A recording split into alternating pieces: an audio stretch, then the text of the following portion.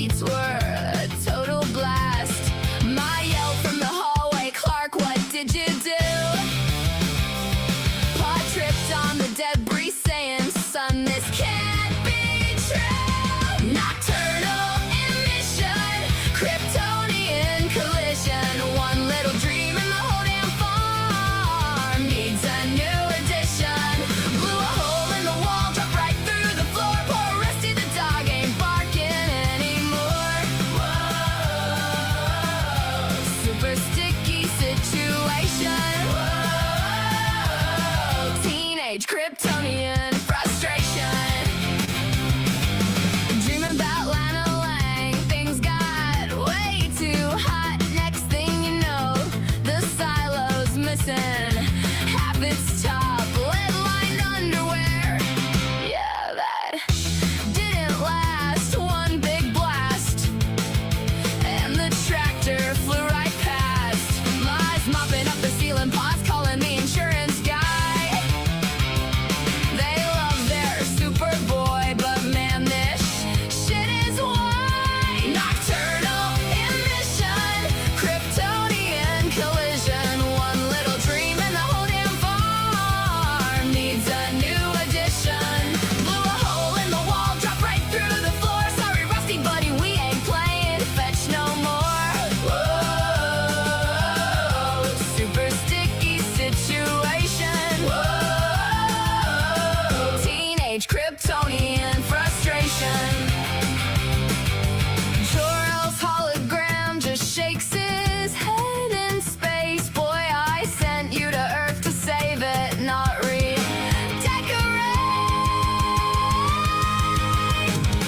Nocturnal emission, total demolition. Lois better sleep with a force field if she gets the position. Whoa, super sticky situation. Whoa, even Superman's got complications.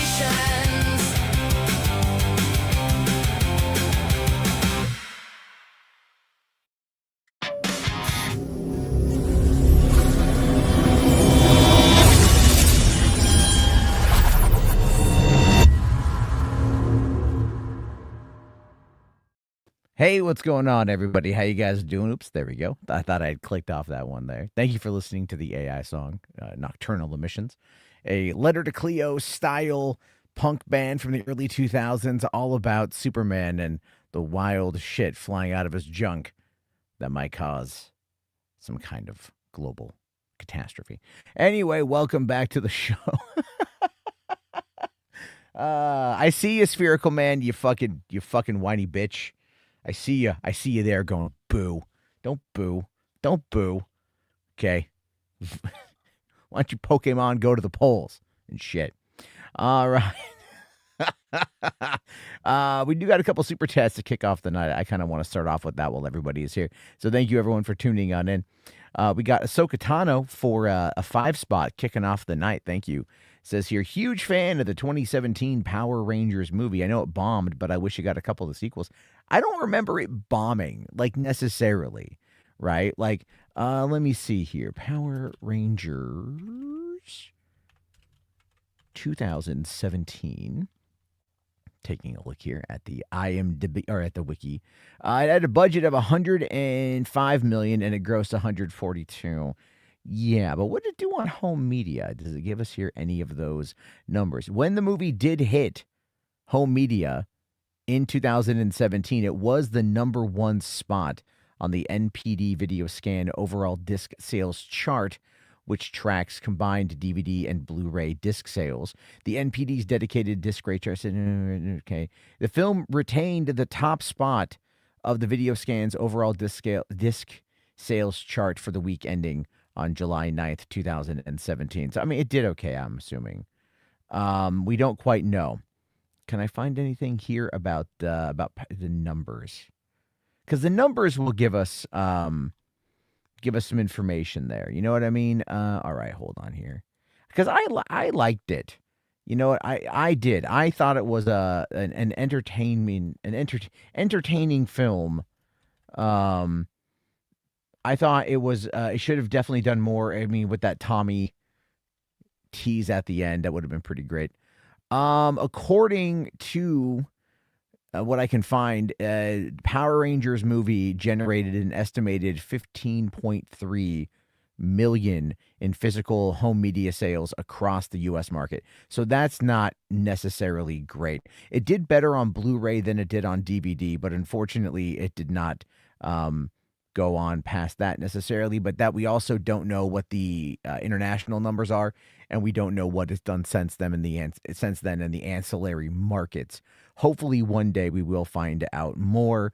But yeah, I feel it could have done more. They could have been better there. H bars here for $2. Thank you, buddy. Hope you enjoy the better Homer epic, if I could talk, epic film Troy. So he's sending me the unrated director's cut, or the extended director's cut of Troy, because I was talking about it on Twitter last night, and he found a copy of it online, and he's sending it my way. So I'm gonna watch it. I'm gonna talk about it, audio commentary, that shit.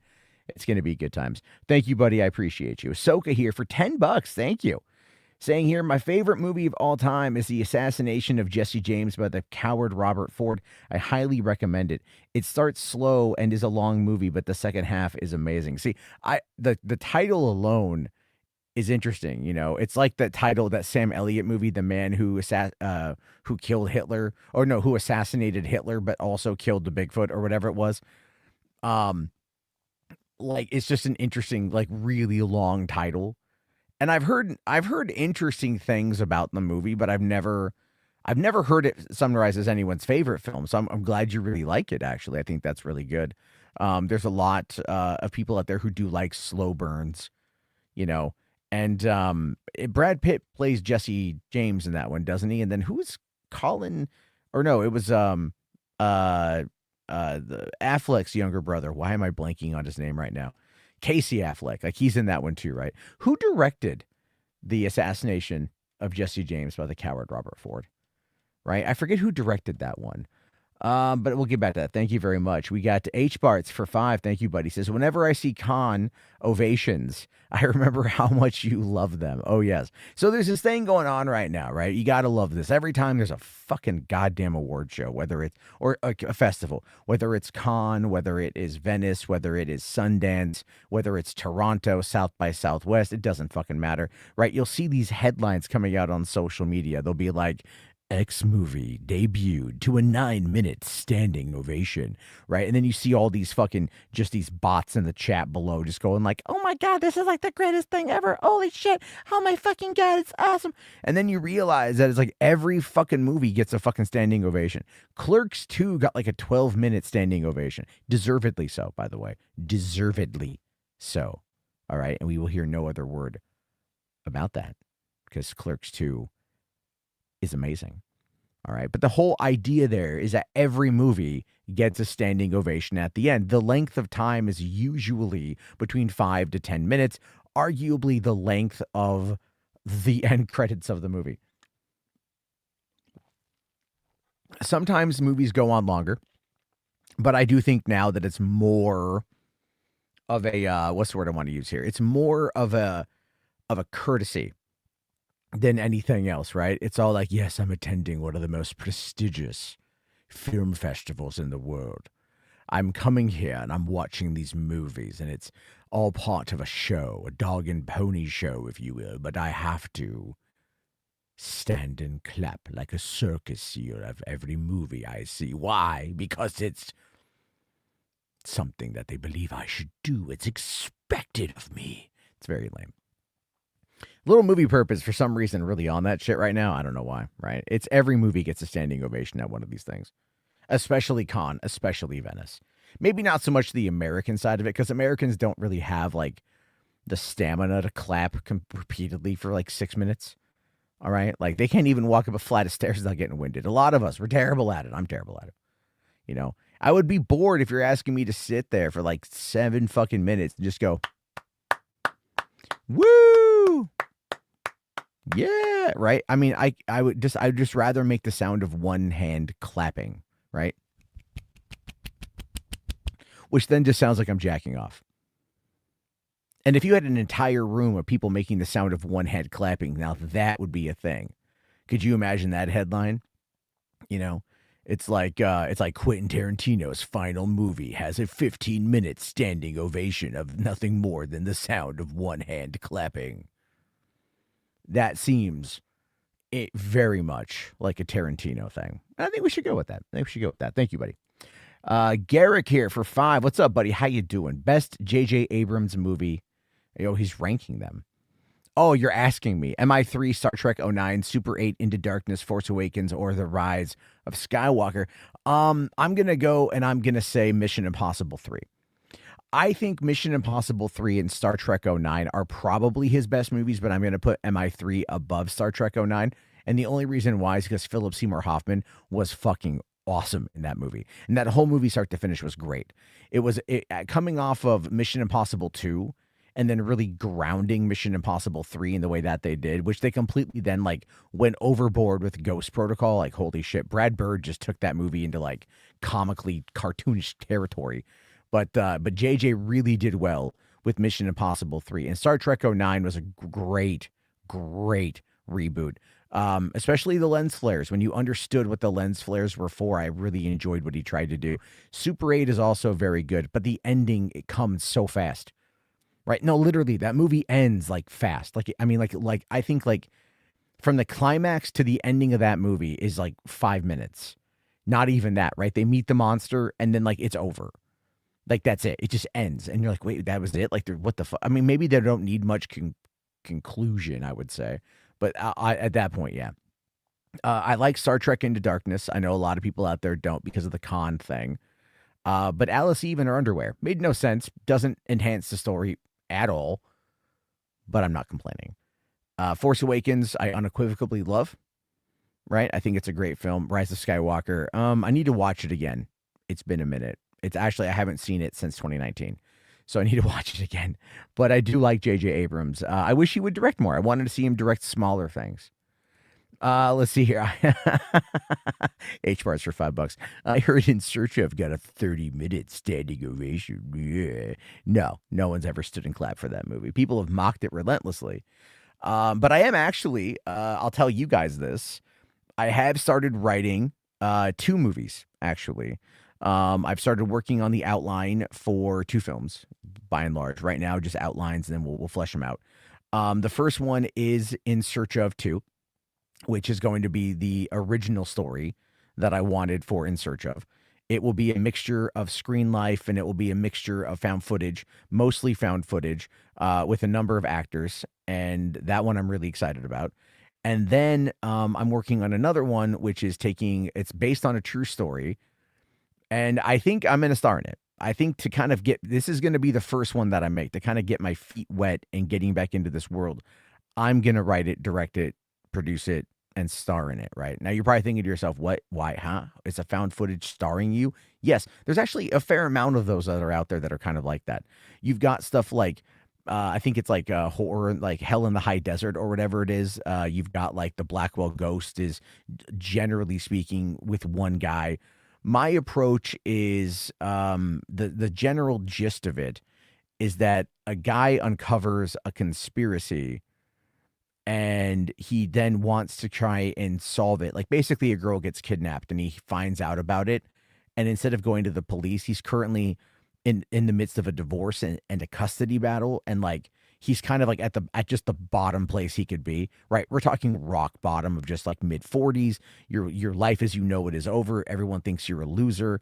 And then there's this moment, there's this idea, there's this thing that allows you to almost like just kind of throw caution to the wind, literally, to disregard any and all good advice and then try to solve this thing on your own, thinking that it will put your life back on track, right? And it's a commentary on midlife crisis. It's a commentary on relationship issues, the way that dads are treated within the court system.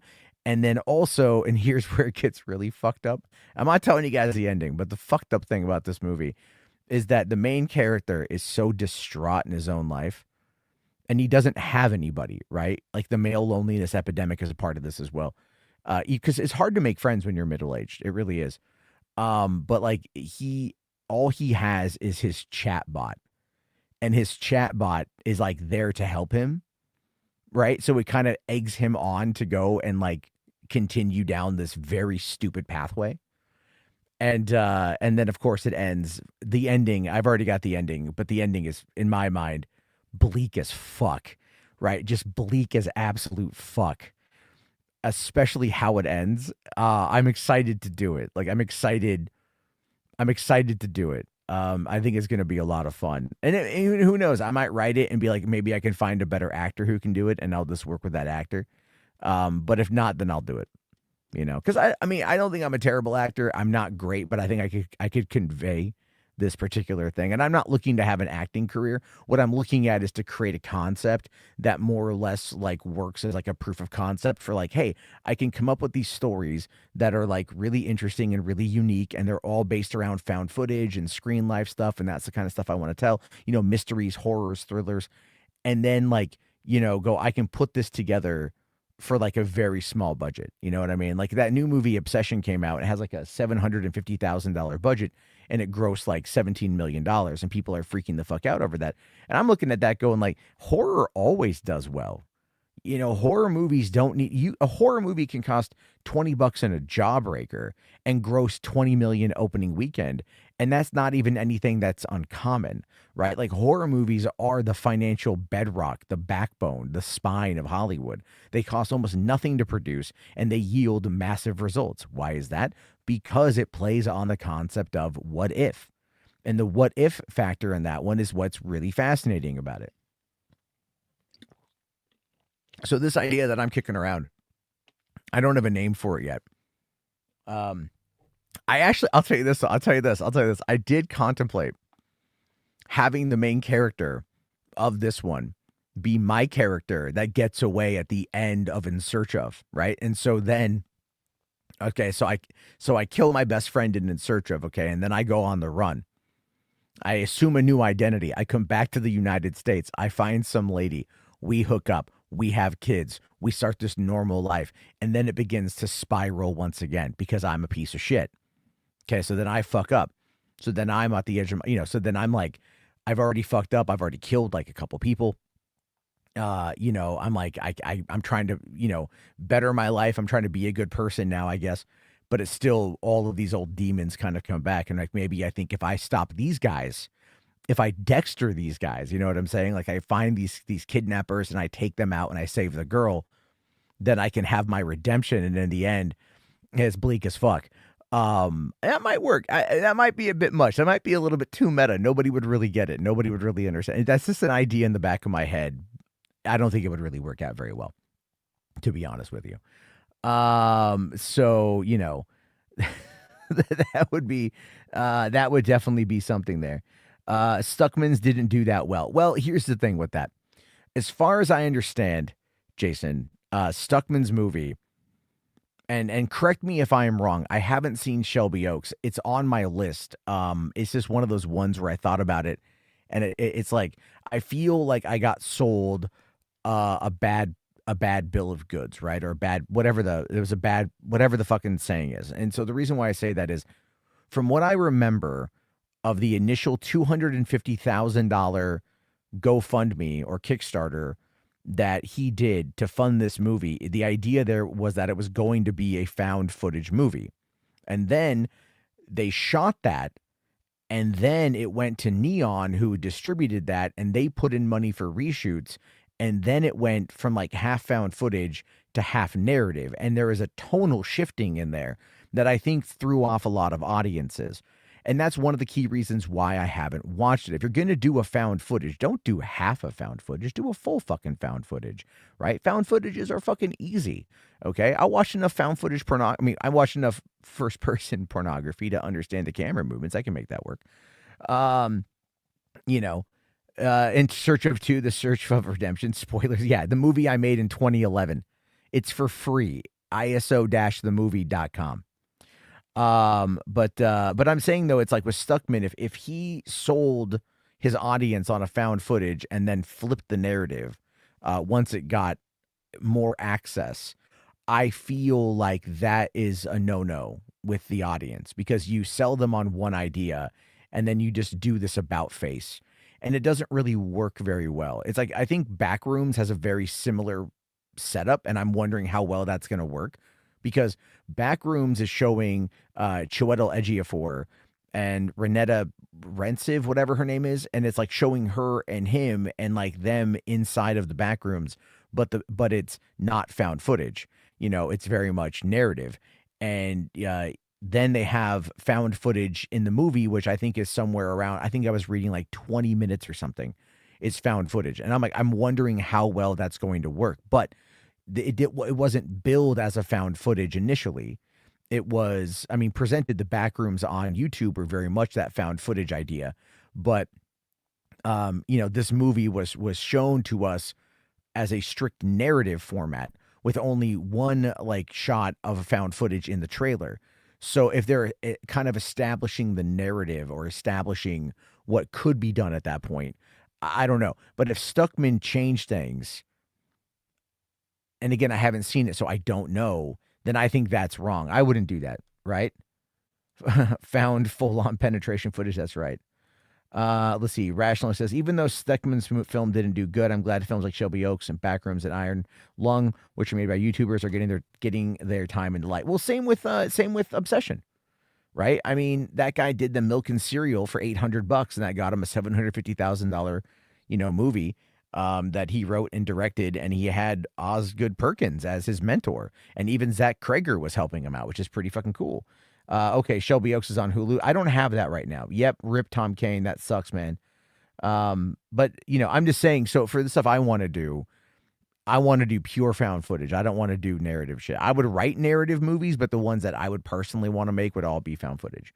Like there's a great line at the end of the Clerks 3 end credit sequence where Kevin Smith is talking over the end credit sequence, and he talks about Randall and how Randall went on to go make movies until he was 90 years old. And that really resonated with me because the whole point of Clerks 3 is that it is midlife. It may be a little past the concept of midlife, but you're talking like the end of your 40s, early 50s, and finding out what you want to do, good, bad, or the other, and just making it work. And that's what he did. And that's something I resonate with, man. So I'm really cool with that shit. Let's see. Obsession should have been called The Wishing Willow, and the guy could have done anthology of those movies. Well, that's what he wants to do. He wants to turn One Wish Willow into an anthology series where it ends up being, something that other filmmakers can jump onto. Here's my thing with that, though. We've already seen, like, it's basically just another take on The Monkey's Paw or Be Careful What You Wish For. Okay, those kind of anthologies exist. Those kind of anthologies happen. Those kind of stories are not new. They're not unique. So it'd be kind of like interesting to see what comes out of that. But at the same time, it's also like the premise itself would run itself thin without some kind of overarching theme or some kind of statement it wants to make, right? Let's see. Pert Minded said, "Is God is another directorial debut that dropped. It's really good too." Yeah, I'll tell you this: the movie looks interesting. The title is terrible. I don't like the title one bit. It's one of those titles that seems like it's being more artistic than it needs to be, because you're like, what is God is about, and then that starts to tongue twist you a little bit, right? Or what's Is God Is about? And like, what do you mean Is God Is? Like, you have to start kind of thinking about the title of the movie. And I just think that's going to kind of like, I don't know. But it's got Sterling K. Brown in it. Fuck, hell yeah, dude, he's great. Vivica A. Fox. She looks pretty fucked up in that movie. Janelle Monáe, hell yeah, right? Like, I want to see it. The trailer looks really good. It looks really intense. But that's one I'm just going to wait for home video on. I'm not worried to rush out on that one there. Let's see. Sphere Command says here, I would have liked to have seen Is God Is or The Gray this weekend. Yeah, I hear In the Gray's fun. They shot In the Gray in October of 2023. They shot it they shot it almost 3 years ago, 2.5 years ago. They shot it. And it took that long for it to come out. And I see all these fucking people on Twitter. Oh my God, Henry Cavill movie can't even open to $1 million. Holy fucking shit. Yeah, with no marketing, man. Like it's a movie that Lionsgate is literally dumping in theaters in hopes that right now it would probably do better, when a movie like In the Gray would do better coming out in like either late January, early February, or maybe mid-March. Or because it's got Henry Cavill and fucking Jake Gyllenhaal, who are definitely in their mid 40s, you could put that movie out at Father's Day and have it be a Father's Day movie. But dropping it in mid-May before we get to the Memorial Day summer season, which is really funny because I've been seeing a whole bunch of people talk about how The Mandalorian and Grogu are kicking off the summer season when we're already like almost 3 weeks into May, and May usually starts the summer season. Did anything even come out has anything even come out that started the fucking summer season? I don't even know anymore, man. I don't even fucking know. Let me see here. I'm looking at my local theater. I've got my tickets for Mandalorian and Grogu on Thursday. I had to text my boss and be like, yo, man, start me late. Oh, right. The Devil Wears Prada 2, Michael. Those are the big ones, right? I haven't seen either. I haven't. I don't even care. Michael, like I was asked the other day, oh, are you going to go see Michael? No, I'll wait for home video. The Devil Wears Prada 2, I don't care. None of those are movies that I would call like big films. You know what I'm saying? Like to me, I mean, Michael, yeah, but to me, Michael is whatever. Mortal Kombat 2, that one came out. That one just hit $100 million worldwide, has $160 million budget or something. So they're thinking it's not going to make the money back. It's not going to be profitable theatrically, but it will probably end up making that up on PVOD as well as home video sales. Because we got to remember, folks, you've got the long tail.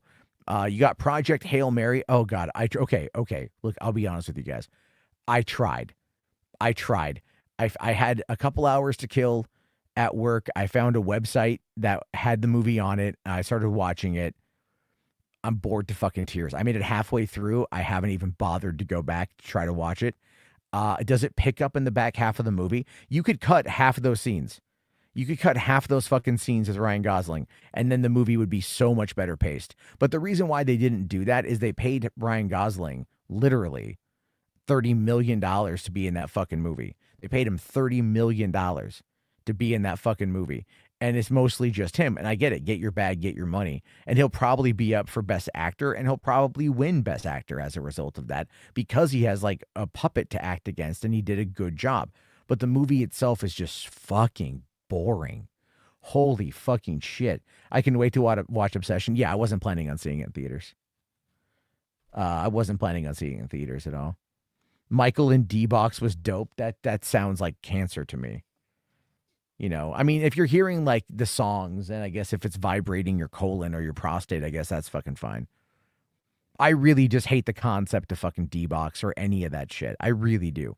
So for me, it's like, give me the movie and shut the fuck up, right? Give me the movie, get the fuck out my way, let me enjoy it. I don't need to have like water spritzing in my face to imitate Michael Jackson's sweat when he's dancing the moonwalk and he flips his fucking hair back.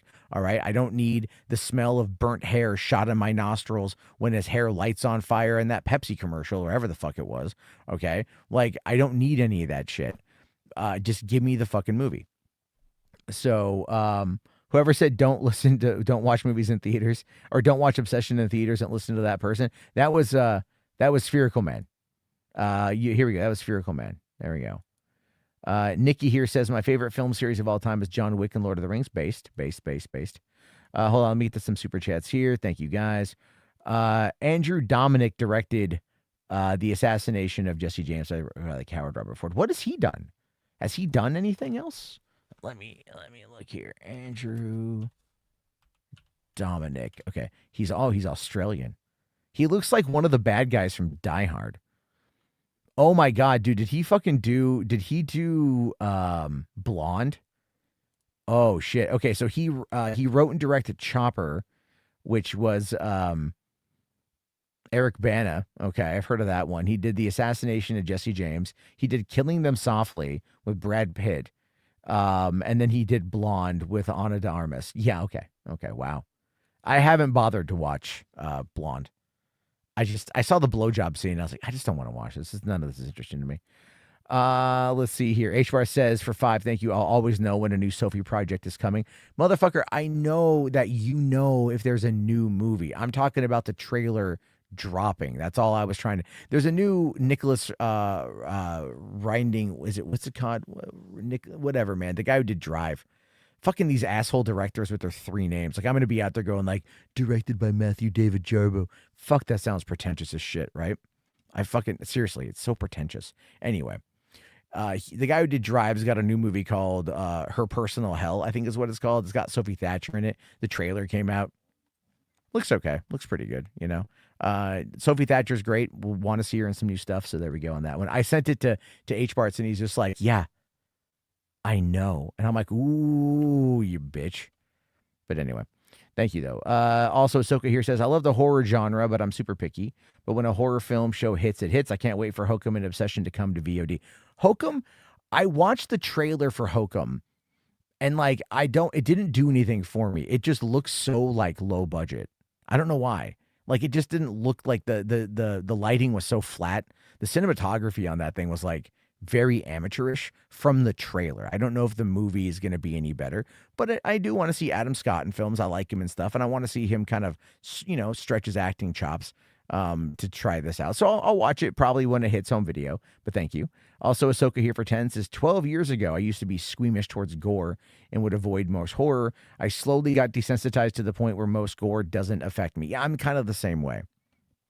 But then you see, here's the thing. Then you run into the problem of Terrifier 2.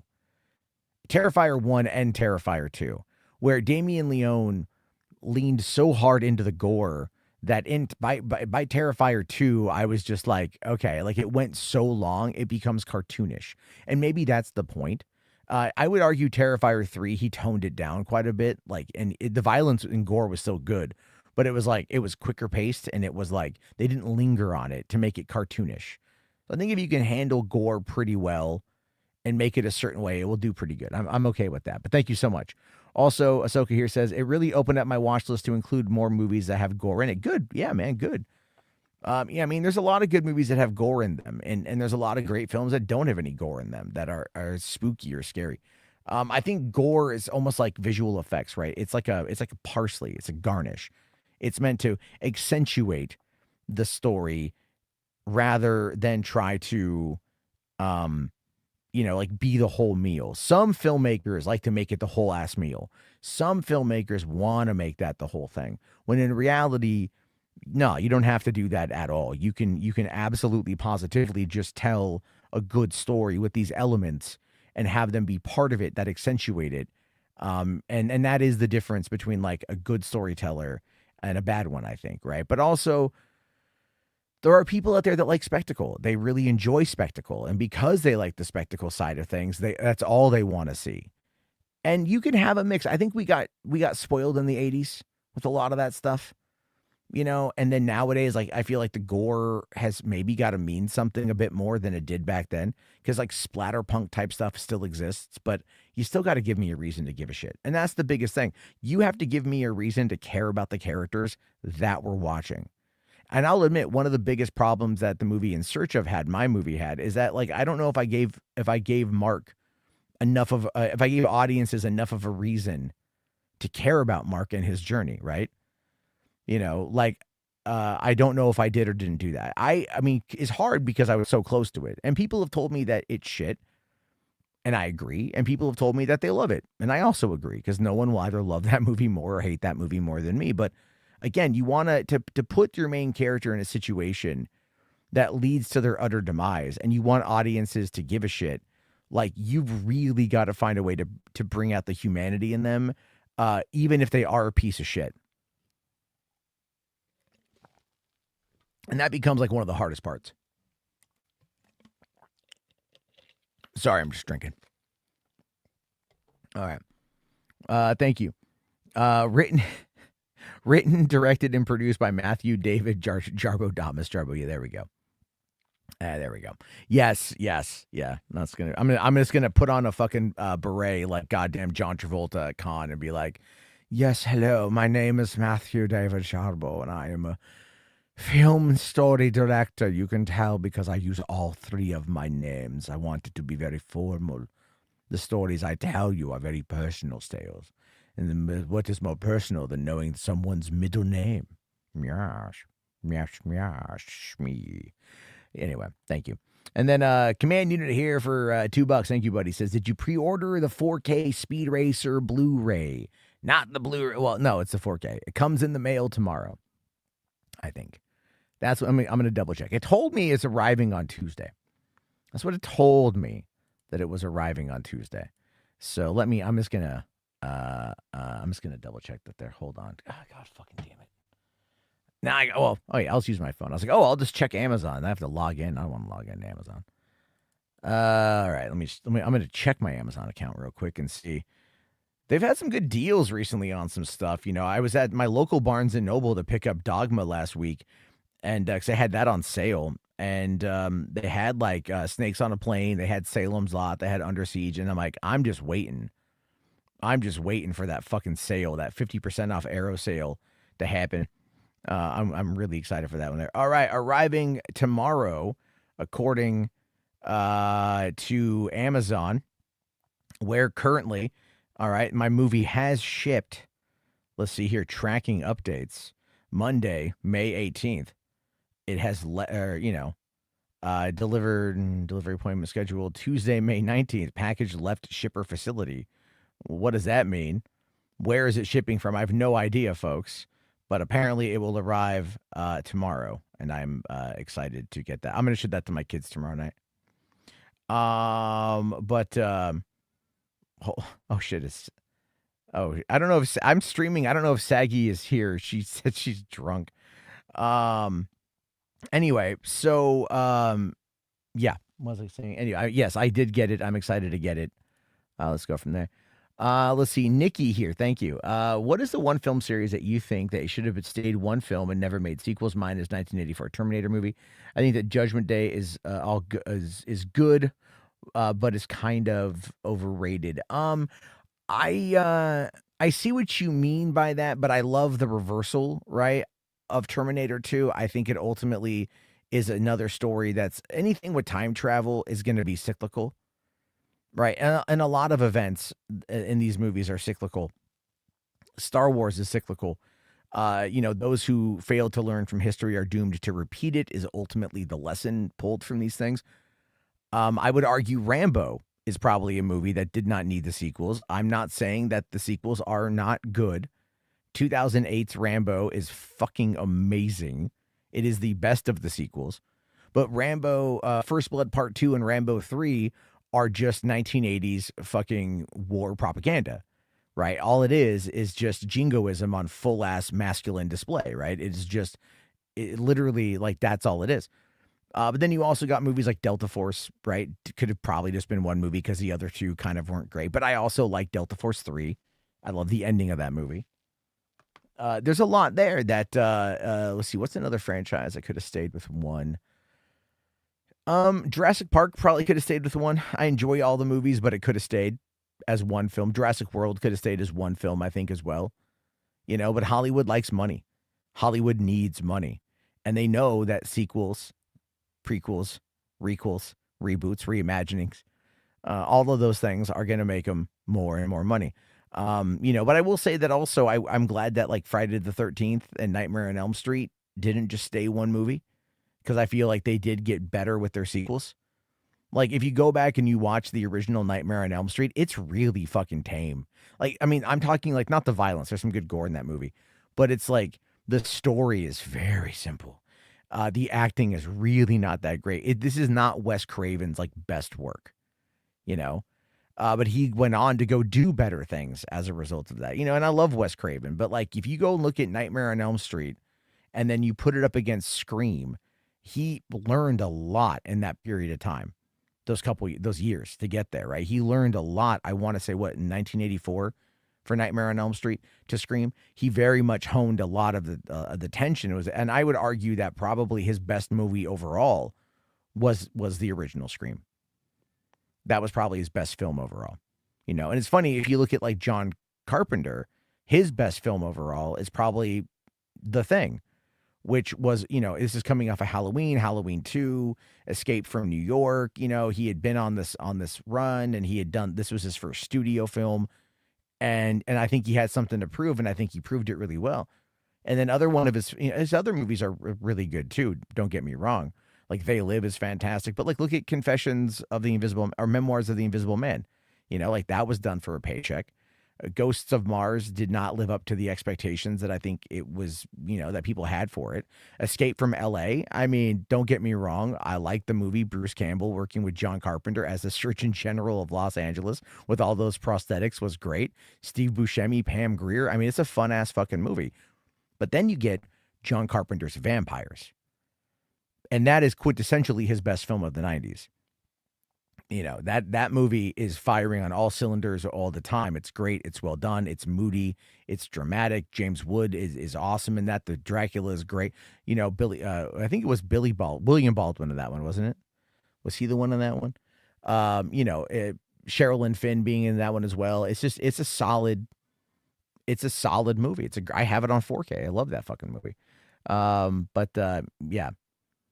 Terrifier 2 is peak. That is not true. Terrifier 3 was way better. Let's see. John says, I'm going to do a double feature on Thursday. Mortal Kombat 2, then Mando. There's always 2 to watch. Yeah, man. Excited to see that. Unpopular opinion, your favorite Carpenter film was Big Trouble in Little China. How is that an unpopular opinion? That movie is perfection. That was my first John Carpenter film. Actually, it was I saw it when I was like 5. I remember we flew down from Oregon to San Diego to visit my aunt and my uncle. My uncle was in the Navy. We went to Disneyland. We went to SeaWorld. We did the whole tourism thing. And then we got pizza and movies, and we watched Space Camp. I've told the story before. We got Space Camp, and we watched Big Trouble in Little China. I don't remember much out of Space Camp. I remember the fuck out of Big Trouble in Little China, especially Kim Cattrall. Who doesn't love some Kim Cattrall? Especially in Porky's. I got to make that joke to a passenger last night, too. That was pretty funny. Let's see. In the Navy by the Village People. No. But then also, Carpenter did... didn't Carpenter also do the Children of the Corn? Did he do that one, too? Right? I forget. Did he do that one? But either way, man, Vampires is great. John Carpenter overall is really good. I don't think he's got a bad movie. There are some that you might like more than others, and he'll admit too, I did Halloween 2 for a paycheck. It's like, okay, fine. Right? That's okay, buddy. Her scene in Porky's is great. Yeah. Carpenter did a lot of blow. I mean, who didn't do a lot of blow in the 80s? Ahsoka here for 10. Thank you so much. We really appreciate the support tonight. As a Marvel head, I'm hoping that Spider-Man Brand New Day and Avengers makes over $1.5 billion this year in MCU has been fantastic so far. Can't wait for Spider-Noir and Nick Cage rules. I'm excited for Spider-Noir as well. Here's the thing. I know Spider-Man Brand New Day is on the horizon, and it's not like I'm against it at all. I'm not feeling anything for it. I'm still going to get my ticket. Still going to go and see it opening day. I haven't seen the Punisher yet, so don't get mad at me for that, guys. I haven't had the chance to watch it. For the last 4 days at work, I was working 12-hour nights, 12 or 13-hour days. So, and then my daughter got sick again, which is very frustrating. I feel so bad for her because we took her to the doctor. They did the lab work. She has a referral to a specialist. I called the specialist today, and they're like, we don't have the referral on file yet. Call back by the end of the week. And I'm like, I've got a 6-year-old girl who is nonstop throwing up. So what the hell is going on here? This is ridiculous. I feel so bad. It might even be while I'm streaming because she's asleep right now. But if she wakes up, I'll have to quickly run over and go take care of that. How do I feel about bullying Parallax? I feel fine about it. Oh, Village of the Damned. That's right. Village of the Damned and In the Mouth of Madness. Thank you. Sorry. I'm fine with bullying Parallax. I have no problem. I haven't seen him here tonight, actually, I don't think. So, if he's here, I don't know. If I don't know. But I feel fine with bullying him. That's good with me. But right. Village of the Damned. That's what it was. Not Children of the Corn. Village of the Damned. And then In the Mouth of Madness. In the Mouth of Madness is just under Vampires for his 90s films. Okay. I love In the Mouth of Madness. The whole, do you read Sutter Kane? That's always pretty dope. That's pretty dope. So let's see here. Azteca says, after so many years, I finally saw the Punisher 1989 director's cut. It's actually pretty damn good. Hell yeah, man. It's always fucking good. I haven't seen the director's cut. I didn't know that there was a director's cut, so I need to check that one out. Um, bruh, what? What are you talking about? What's this bruh about? Don't Gen Z me, bro. Okay, don't Gen Z me. All right, you're better than that. You're right here. What's going on? To bully you? Oh, right. Yeah, I get it. Okay, I get it. Have I been keeping up with the boys? Yes, that one I did see tomorrow night, midnight series finale. A little bit bummed that they said that it's only going to be 65 minutes long. And that's probably including the end credits, which will be a couple minutes long. So you're looking at maybe like an hour and like 1 minute of the actual final battle of the show. And it's like, they're just going to start killing everybody, and I'm okay with that. I guess it's like, it's just going to be a fast out. I don't know. I mean, I'm excited for it to be over because I want to see it end. I'm glad it got an ending. So many shows don't get endings. But I'm sad. At the same time, I'll fully admit that I'm kind of bittersweet because I really have always loved The Boys, all 5 seasons. I love Gen V season 1 and season 2. I think Gen V was such a great spinoff. As far as that's concerned, I liked all the characters. I really want to spend more time with them. And I feel like Amazon canceled Gen V while they were in the final post-production of season 5 of The Boys. So that means everything involving those characters is now like, what the fuck, kind of up in the air. And I feel like as a result of that, they almost need one more episode before the finale to really kind of set up the finale. Because this last episode, I don't really feel like set up the finale. There wasn't, I mean, it was a bittersweet ending, sure. But I don't think it went far enough with like the cliffhanger to set up, to go into the, like it was the pentultimate leading into the antultimate. And I don't really feel like they did all that, but I'm still excited for it. Let's see here. What up? How's it going, David? Let's see. Game of Thrones. Wait, hold on. What Game of Thrones? God damn it.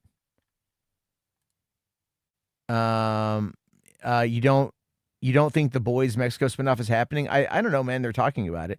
I know there is an ending that linked, and I read something, but I'm not going to do all that. Clip what? What did I say? What's going on? Game of Thrones didn't have an ending. I blocked it out. No, Game of Thrones had an ending. It's the ending George R.R. Martin wanted. You just didn't like it. That's it. We still have Invincible. I have not been able to get into Invincible since season 1. I think the biggest problem between season 1 and season 2 is they went from half-hour-long episodes to hour-long episodes, and that completely killed the pacing. Right? Does the pacing get better as it goes on? Because I got like a little bit into season 2 with like the guy with the big brain and everything else, and then I just kind of stopped watching. And I know that now seasons 3 and 4 have happened. I could go back in and rewatch Invincible. I'd be okay with that. Is George R.R. Martin still alive? Yes. Let's see here. Grace said that there are some payoffs. Oh, she's seen it. Oh, she's seen it. Okay. Hold on here. Thank God Garth Ennis has creative control over the Crossed film, so no Eric Kripke around to water it down. Bro, you have to water that. You have to water The Boys down. If they tried to make that show like the comic books, I mean, you can't, man. Like, you can't. Like, that it was so cynical and so nihilistic that, like, Eric Kripke brought the cynicism, but he reoriented it around American culture. And I think it worked really, really, really well. I need to see the other seasons of Harley Quinn. I know I saw season 1. That's also one that I kind of want to wait for it to finish and then just get all the seasons and marathon them. Because I do love Bane. I do love me some Bane. Matt is Zoomer Brain now. How am I Zoomer Brain now? What are you talking about? How am I? No, it's not that I'm Zoomer Brain. But there is a thing about pacing. Thank you for the super chat, by the way. There is a thing about pacing, though. Like, you've got to pace these stories in order to hit the beats you need to keep it compelling. To go from a half hour to an hour is a very hard thing to do. Dude, go back to the year 2000. There was on CW or the WB network back then, what you had on Sunday afternoons was what they called the back-to-back action hour. 2 shows. One show was called Cleopatra 2525, which was about a stripper who goes in for a boob job. This is true. Goes in for a boob job, ends up being more or less cryogenically frozen for 500 years. Wakes up in an underground world where the overworld, the top surface, is overrun by robots and everyone lives underground. And there's alien species there too. And she ends up joining the resistance. Okay? That was one of the shows. The other show was Bruce Campbell in a great series called Jack of All Trades, where he was an American spy sent to the French Polynesian Islands during the during the Napoleonic War, down there to thwart the advances of Napoleon in a global takeover scheme by thwarting his brother, who was the governor of the islands, where Bruce Campbell dons the local legend of the Daring Dragoon. And his counterpart is a woman who is a British spy who actually in real life, I think, is or was married to Tamara Morrison, a.k.a. Boba Fett. All right. And that show had 2 seasons, and it was great. Great. And they canceled that show in order to take Cleopatra 2525 and move it from half hour to the full hour. And it lasted like 6 episodes before they canceled it. So you've got to be very, very, very careful about, about those kind of things, right? You got to be very careful when you take a 22-minute show and you expand it to 44 minutes and you still have the same framework. It becomes very difficult to do. I'm not saying it's not doable, but it definitely is going to be problematic. Yes, that's right. Vern Troyer. Which character did Vern Troyer play? Oh, yeah, that's right. He was Napoleon. Vern Troyer, Mini-Me himself, was Napoleon. And they shot the movie. They shot the movie in, they shot the show in New Zealand. And so this is after fucking, what's his nuts? After they did Austin Powers, that he flew down to New Zealand to go and be in this movie. It's fucking, or be in the show. It's great. Hold on. What's this one here you're sending me? We need more action-packed historical films and TV shows. Yeah, well, they got one on Angel Studios is doing one. It's George, like Young Washington, right? But they're not doing the George Washington rap. Have you guys ever heard the George Washington rap? I don't know if it's copyrighted. I first saw it when I was at Spike and Mike Sick and Twisted back in 2000 and, oh God, it was a long fucking time ago. It was a long time ago. Let me bring it up here. Okay. Hold on. Let's see. I'm gonna DM Saggy real quick and give her the link. She's apparently drunk. So we can get, well, I don't know. Well, we won't do that. If she's drunk, if we were doing over on the other channel, it'd be a little bit different, but I don't really want to break the flow. Cleopatra 2525 is on Tubi and Roku. Nice. Apparently Scooby-Doo anime is dropping on Tubi. I did read that today as well. That is kind of weird. That is kind of odd, in my opinion. But, hey, Scooby-Doo, there's money in Scooby-Doo, man. Okay? There's money in Scooby-Doo. People like that shit. All right. So here we go. This is from a group called Crease Comics. Again, I saw this in Spike and Mike Sick and Twisted Animation Festival.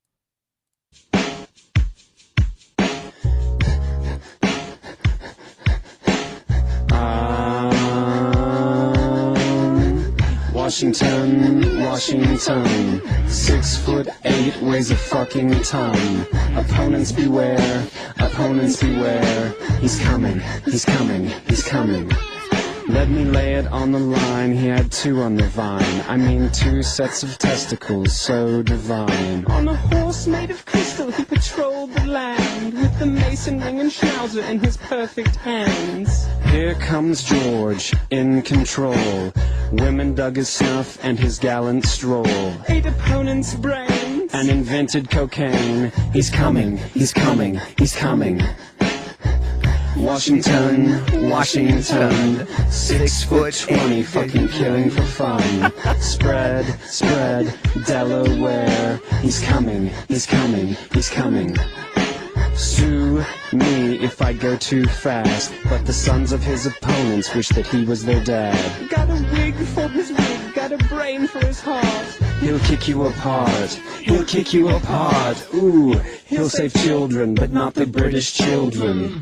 He'll save children, but not the British children. He'll save children, but not the British children. He'll save children, but not the British children.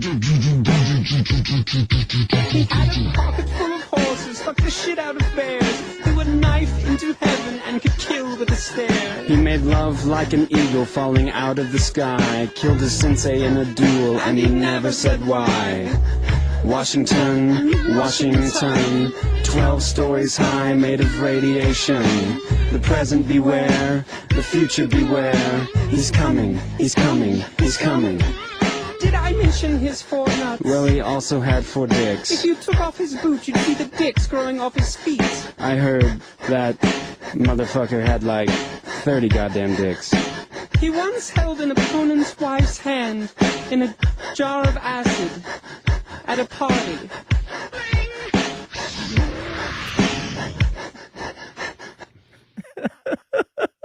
I said I first saw that when I was at the Spike and Mike Animation Festival in La Jolla, California, back in like 07. We went. That was the same night we got to meet Weird Al Yankovic. That was a fun fucking night. I don't know if anyone here remembers if I ever showed that Spike and Mike one Chirpy. I think I showed the short Chirpy one night. It's graphic. It's very graphic. It's basically about a fucking horse that fucks a bird. That's Chirpy. But the bird wants it. Okay. This isn't like a fucking forced situation. The bird is very much aroused by the horse dick. You know, it will kill the bird, but the bird is like, my labia is open kind of shit. So how about lanterns? How about it? How about them lanterns? Yeah. Here's all I really want to say about lanterns. Okay. It looks good. It looks good.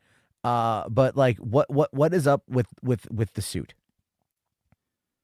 I did show that. Thank you. Okay. I did show Chirpy. Yeah. Yeah. So I don't understand what's up with this. What is up with this whole suit? Does not look good. I don't know. I feel like it's just so broad. Like, is he wearing power armor? His head looks so tiny on that little ass suit. But we did finally get to see green. That is true. We saw green, guys. We saw green. We saw a lot of green. People like the green. So we got that. Aaron Pierre looks great, right? But watching the trailer really makes me think that they're going to kill off Hal Jordan at the end. And they're going to make Jon Stewart the new Green Lantern. Because in the trailer, it's like, the only way you're going to get this ring is over my dead fucking body. Right? And it's like, okay, well, now you're just telegraphing what's going to happen. So, Mo, you're getting notifications for the live stream now, but you've been here for a while. Yeah, YouTube's been really weird. Really weird on the live streams. Don't even need a suit. That's true. That is true. I agree. Let's see. I would have liked it without the green crap just because of Chandler. Yeah, no. Chandler's good, man. He's got the, like the funny thing about the trailer was the whole thing where he uses the ring to create like a dollar bill to go and like put money in a jukebox. And I've seen people like super mad about that on Twitter. Like, he's a space cop. He would never do anything like that. Hal Jordan is a fucking saint. Like, I don't fucking know. It looks better than the 2011 suit. I'm going to disagree. The 2011 suit at least looked like a suit, I guess. This one just looks like a costume where it was like, yeah, we're going to make it like 2 sizes too big. I don't know. It wasn't really like my thing on that one there. Hold on. I want to kind of go back to this one here I saw. Will I admit if The Mandalorian turns out to be trash? Yeah. Yeah. But I'm going to tell you right now that won't happen. I'm going to tell you right fucking now, it ain't gonna. It's not going to happen. It's not. Look, man, for one, I'll fully admit, I'm an easy lay. I'm easily impressed. You can easily entertain my ass, okay? All right? Not difficult to do, not hard. All right? But this is also Mando. This is also directed by Jon Favreau. Tell me a bad Jon Favreau movie. You can't say Iron Man 2 because it's really not that bad of a film. It's got some problems, but it's not terrible. Okay? But tell me, other than that, tell me a bad Jon Favreau movie. Zathura was pretty tight. You know? Elf, man. Elf is fucking great. Iron Man's fucking great. Chef was fucking great. Then I want you to go back and I want you to watch the season 2 premiere of The Mandalorian and tell me that it's going to be a trash-ass fucking movie. Okay? Like, I mean, fucking the season 2 premiere of The Mandalorian, directed by Jon Favreau, written by him and Dave Filoni, absolutely slapped. Season 3 had some issues, yes. And I think a lot of that had to do with behind-the-scenes stuff happening over there at Disney. But that being said, it's still overall a good season, ended well. I like the way that it ended. It kind of wrapped that particular storyline up. And now we get more. And it has a minor budget compared to other Star Wars films. I mean, $160 million. If it makes $100 million in its opening weekend worldwide and then holds on for at least 50% for the next weekend, you know, it will more or less over the course of the first 2 weeks or so completely make back its production budget, which then puts it in the, you know, not, I would say the profitability category, but it needs like at that point, maybe, you know, $380 to $400 million to be considered profitable. Solo was pretty panned by not the critics, but by the audience who didn't fucking understand it. And people just didn't go see it back in 2018, and that still did $400 million. I have a feeling that Mandalorian and Grogu at least is going to do 450 to 500. And that's fine with me. We got to move past this $1 billion shit, dude. I mean, I really don't feel like any movie needs to make $1 billion anymore. It's just ridiculous, you know. People just want to have that number because we always chase the bigger, the better, the bolder, all that crap, right? We need to justify the existence of these things through their box office take home rather than we could argue cultural impact or whatever. You know, and I just want to say this too, for anyone who says that Avatar doesn't have any cultural fucking footprint, you all know about it. There's this cultural fucking footprint. Anyway, let's see here how Jordan got the Halloween costume with the muscle pads, basically. Spherical Man says, I went to go see Solo. Me too. I like, you changed your profile pic to Cleopatra 2525. No, Iron Man 3 was not Jon Favreau. He was in the movie, but it was directed and co-written by Shane Black. And honestly, that movie is way better than we give it credit for. Okay, you know what, man? Fine. You want to talk Cowboys and Aliens? Not a bad movie, but it would have been better with Robert Downey Jr. Okay? All right? Daniel Craig was fine. The movie was fine. Harrison Ford. Okay? Fighting aliens and shit. All right? It's a fine movie. You know, I think they put that out on 4K, but it's not through I think it was was it Kino Lorber that did Cowboys and Aliens 4K? Who did that? Because that one was kind of weird to me. The release who distributed Cowboy and Aliens, because let's see here, Cowboys and Aliens came out through. Let's see. Oh, it's only $20 right now. Who put it out? Was it? I think it's Kino Lorber because I bought the Kino Lorber. Did Face Off as well. That came out. Oh God, about a year and a half ago. Yeah, I think that was Kino Lorber who did Cowboys and Aliens, and that to me is a weird one that they got access to. That doesn't feel like something that they should have done. Yeah. Here we go. Here's Kino Lorber. Yeah, I'll bring it up on screen here. So yeah, Kino Lorber, right? For I'll wait for their next sale. I'll grab a copy of it. What's going on, Rush? How you doing? Welcome to the party. Senoff says, I know nothing about Star Wars, but I watched Mandalorian seasons 1 and 2. And that's why I'm seeing Mandalorian and Grogu based. Here we go. Ahsoka here says, it was funny to me hearing about Gina Carano losing to Ronda Rousey. The quartering must be devastated. He's devastated for a lot of other reasons. I think it's hysterical that Ronda Rousey brought Gina Carano to submission in 17 seconds. Because quite frankly, if the roles were reversed and I was involved in that fight, it would take me only 5. You know, like, kidding me? Both those women are hot, man. They're very attractive, athletic women in the prime of their life, and they fought a valiant fight for 17 seconds. And she made, like, Ronda Rousey made like $2 million, and Gina Carano made like $1 million. Gina Carano made more money off of that 17 seconds than she did in her entire years-long lawsuit against Disney. Think about that for a second. And she dropped 100 pounds because she was, she got into shape and shit, which good for her. Good for her. Part of me keeps hoping that someone's going to do a YouTuber boxing thing and they're going to be like, let's get fucking Mundane Matt to fight somebody. And I'll be like, yeah, fuck yeah, dude, pay for my training. Fucking pay for my training. Let me go see a trainer and get fucking bulked up on boxing and shit. Fucking get my arms all fucking ripped and shit. Do my painting on abs, get my fucking happy trail down there and everything else. And yeah, hell yeah. Yeah, pay me to lose weight, get toned up, and then let me see if I can beat someone's ass. Right? Like, let's do it. Let's fucking go. 17 seconds, man. 17 seconds is not even right. She did that. 5 minutes, that's a lot of stamina. Hey, man, when you're on your knees, you can make it last a lot longer. The fight was scripted. Come on. You guys actually believe that? You guys actually believe that? I don't believe that. I don't believe that at all. They said the same thing. I mean, it's hard, like the Jake Paul fucking Mike Tyson fight. That one people said was scripted. But then Jake Paul got his jaw broken and everyone was like, oh, the guy went off script and shit. I have no idea.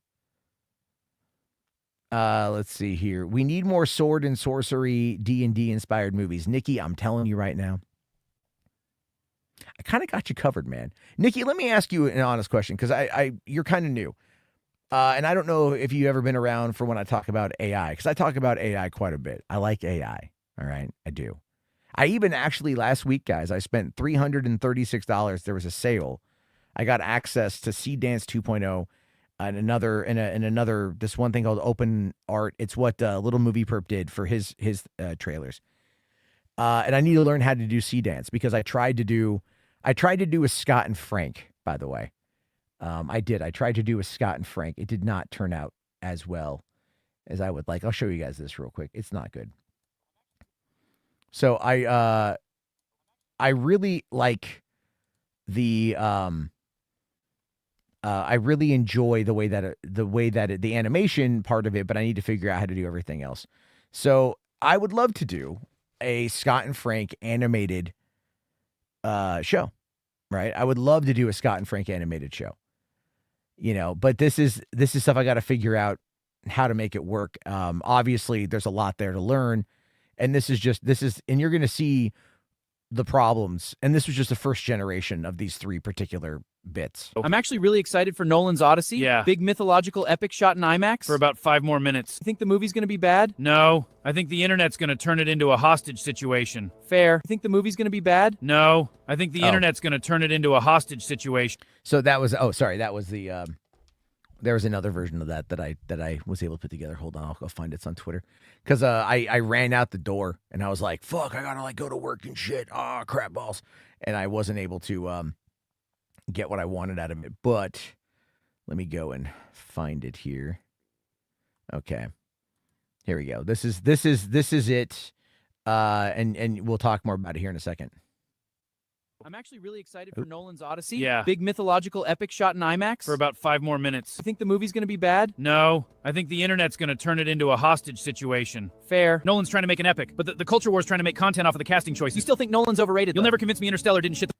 So, okay. So the joke there is that I'm actually really excited for Nolan's Odyssey. Yeah. Big mythological epic shot in IMAX. For about 5 more minutes. You think the movie's gonna be bad? No. I think the internet's gonna turn it into a hostage situation. Fair. Nolan's trying to make an epic, but the culture war's trying to make content off of the casting choices. You still think Nolan's overrated? You'll never convince me Interstellar didn't shit the... So, a couple things with that. One is that you can definitely hear out of Frank Rick Sanchez's voice. And I mean, I was arguing about this with Jess, who I don't think is here right now. Those thick arms are different enough from a Rick and Morty. Yeah, it's not meant to be Rick and Morty, but it's kind of like The voices, though, very much sound like Rick. And I don't like I got to figure out how to change that. I want to, at least get the work done. And then maybe I want to find voice actors to be able to actually like do it, and then we'll go from there. But I at least want to get the animations done as best I can. And I'm learning. It's learning, but I think it'd be kind of fun to do like little 30-second Scott and Frank shorts. And just, that can kind of quip on like current events and shit, kind of like how South Park does it. It was the reason why it was very fast. I figured this out is because I put too much dialogue in the prompt. It's only going for like 5 to 7 seconds or something. So it had to get through all of that dialogue, which was way too fast. Make him sound like Kevin Smith. Yeah. Yeah. Maybe I'll voice Frank, You want the voice actors to do it in front of me? I don't think you were that of. Oh, no, I'm very much a voyeur. Are you kidding me? This is cancer. How Del Jarbo use AI? He's a monster. Yeah, exactly. But it's like it is. It's a learning process. I'm going to be able to sit down and work on it and build off of it. And I'm going to be working on this over the course like the next year on the side and everything else. Do it when I'm really, really, really drunk. I don't drink though, John. That's the problem. I can't be all like, oh, yeah, fucking. No, for me, I'd be like, this fucking, Jesus fucking shit, fucking goddamn fucking motherfucker, man. Like, fucking, let me tell you fuckers about fucking shit, god fuck. I don't drink, dude. It's kind of my thing. When am I getting high though? But I can't. I can't legally. Anyway, sorry. What I was gonna tell you, Nikki, you talk about sword and sorcery shit, right? There's a YouTuber that I brought up quite a bit. His name is Kevin the Kid, and he's got this show called Chronicles of Bone. All right, and let me see if I can. I'll link it for you in the thing. So this guy, I'll show you guys. We've watched a little bit of it before, but this guy here is Chronicles of Bone over on Twitter, or not Twitter, on YouTube. And he's done a bunch of stuff, and he's working on this Chronicles of Bone series. And just to kind of like give you an idea, that's really fucking loud. But to give you an idea here, like this is the kind of shit he's working on. So there's the link in the chat there. But this guy's doing some sword and sorcery type stuff. We're not going to watch the whole thing.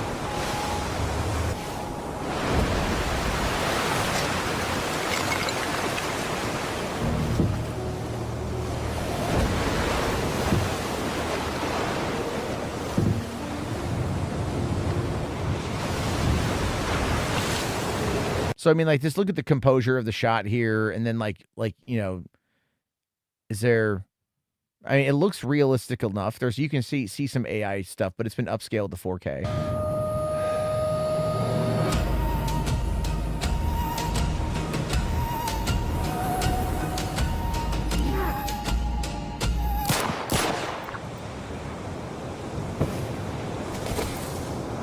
Now, you can see there's a little bit of, like, slowness to everything, right? Like, it looks good, but you can see there's some slowness to it. This is also a little while back, but he's got just different backgrounds and I mean, like, this is him without the mask on and whatever. From, but you can be broken, contained. But Send a raven. Tell King Varric what we've caught. So this is like the story uses a whole bunch of like public domain characters, like fairy tale characters and whatnot, right? I really recommend it. So I would say check that one out, right? Anyway, here, Rush Never Stop says, I'm excited for The Mandalorian and Grogu, but I'll probably wait to come out on Disney Plus to go see it. See, I would say go see it in theaters. I would absolutely say go see it in theaters because I think that would be a lot of fun. For one, I think it's going to be a big show. It's going to be a big event. And why not? You know what I mean? Like, why not? Like, support Star Wars. We need more Star Wars. And we need to show that the Phantom Menace is bad. Is the Bone stuff based off the Jeff Smith comics? No, no. This is called Chronicles of Bone, not Bone. So, no, but it's good. Check it out. The link. This is the link right there. Go ahead and check it out. John says, I've already got my seats for Mando with 3D glasses. God, why? That's such a waste, in my opinion. I mean, I understand it. I get it, but it's still just a waste for me. Okay, let's see here. Command unit for 2, thank you, says, I think that would be bad. I think it would be bad, but that is Napoleon trauma. I don't know what you're talking about. I don't know what you're talking about. Matt is going to wear his Mando helmet. No, I don't have one. I'm not sure about Chronicles of Bone. Give it a shot. There's like a bunch of episodes. They're short, like, anywhere between 1 minute, 33 seconds to like 20 minutes. It's pretty good. But I'm talking about it just in regards to like, it's not necessarily sword and sorcery, but it is maybe up your alley. There is another guy that did one we've watched before. I don't know. I get like a Conan the Barbarian vibe off of it. Let me see if I can find this guy real quick because we were DMing the other day. Okay. So let me see here. This guy. All right. So this is another guy that kind of does some crazy shit. This one is, his overall vibe is kind of what you would, it's like sword and sorcery, but futuristic, kind of mixed with that old school shit. Ah, shitballs! It retracted again! Just hold on.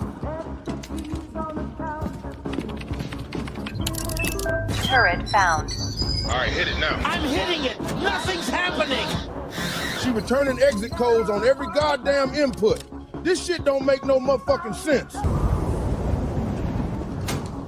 Dynamite. Can we borrow the flamethrowers? Why y'all asking for the motherfucking flamethrowers, Tommy? I hope to God y'all ain't attract them goddamn zombies over here. I finally have a visual. Shit! And they have beasts. Oh, shit! So we watched this one before. We did watch this one before. The guy did this longer version of it. It's just, I hadn't seen that clip yet. Okay, here we go. This is the to give you an idea, this is the zombies, what he's talking about here. These are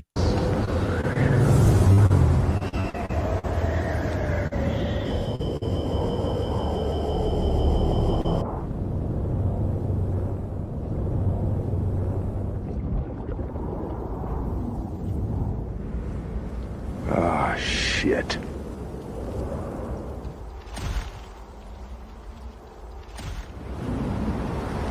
They're juiced. Back in the tanker. We need the flamethrowers.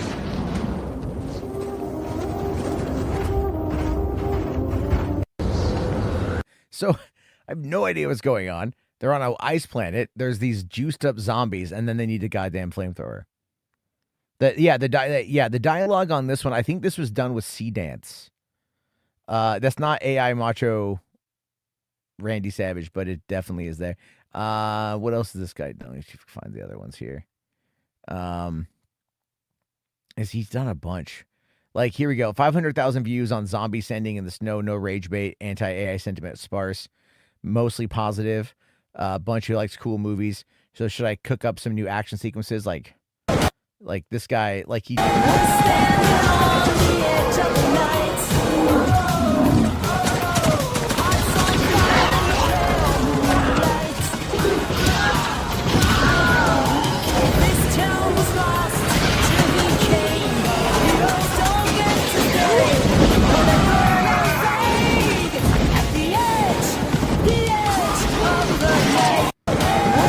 I mean, like, I'm sorry.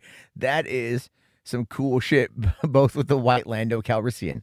Yeah, I got the Lando vibes off that 100%. That's all I'm saying. Like, this guy, I want to see what this dude's coming up with, man. This guy cooks up some seriously cool shit. Soka here for 5. Thank you, buddy. He says, the Bone comic by Jeff Smith is amazing. It would be awesome if we got an animated show. I grew up reading the comics when I was a kid. I grew up, dude, the first time I read Bone was in Disney Adventures magazine when they had it in there, and there's been talks about trying to get the Bone franchise off the ground for a while now. And I'm not too sure how that's going, They keep talking about it. I don't know if it's a rights issue or if it's a budget issue or something. But again, like AI can really make something like that cook. Talk about stealing characters. I recognize 6 of them. Okay, who?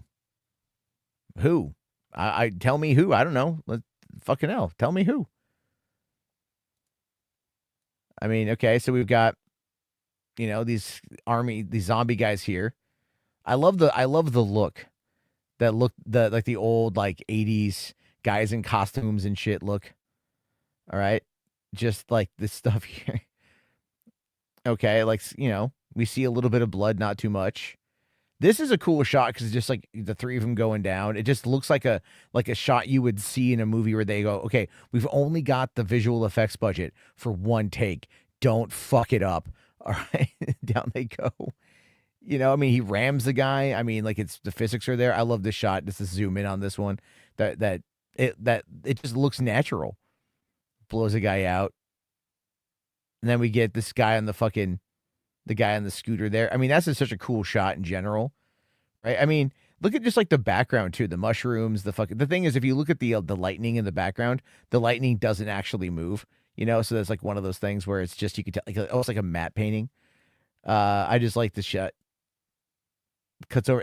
That's how, like, this guy is over here, and then they zoom in on him, and his eyes go wide, and then he flies. I think you hear the Wilhelm.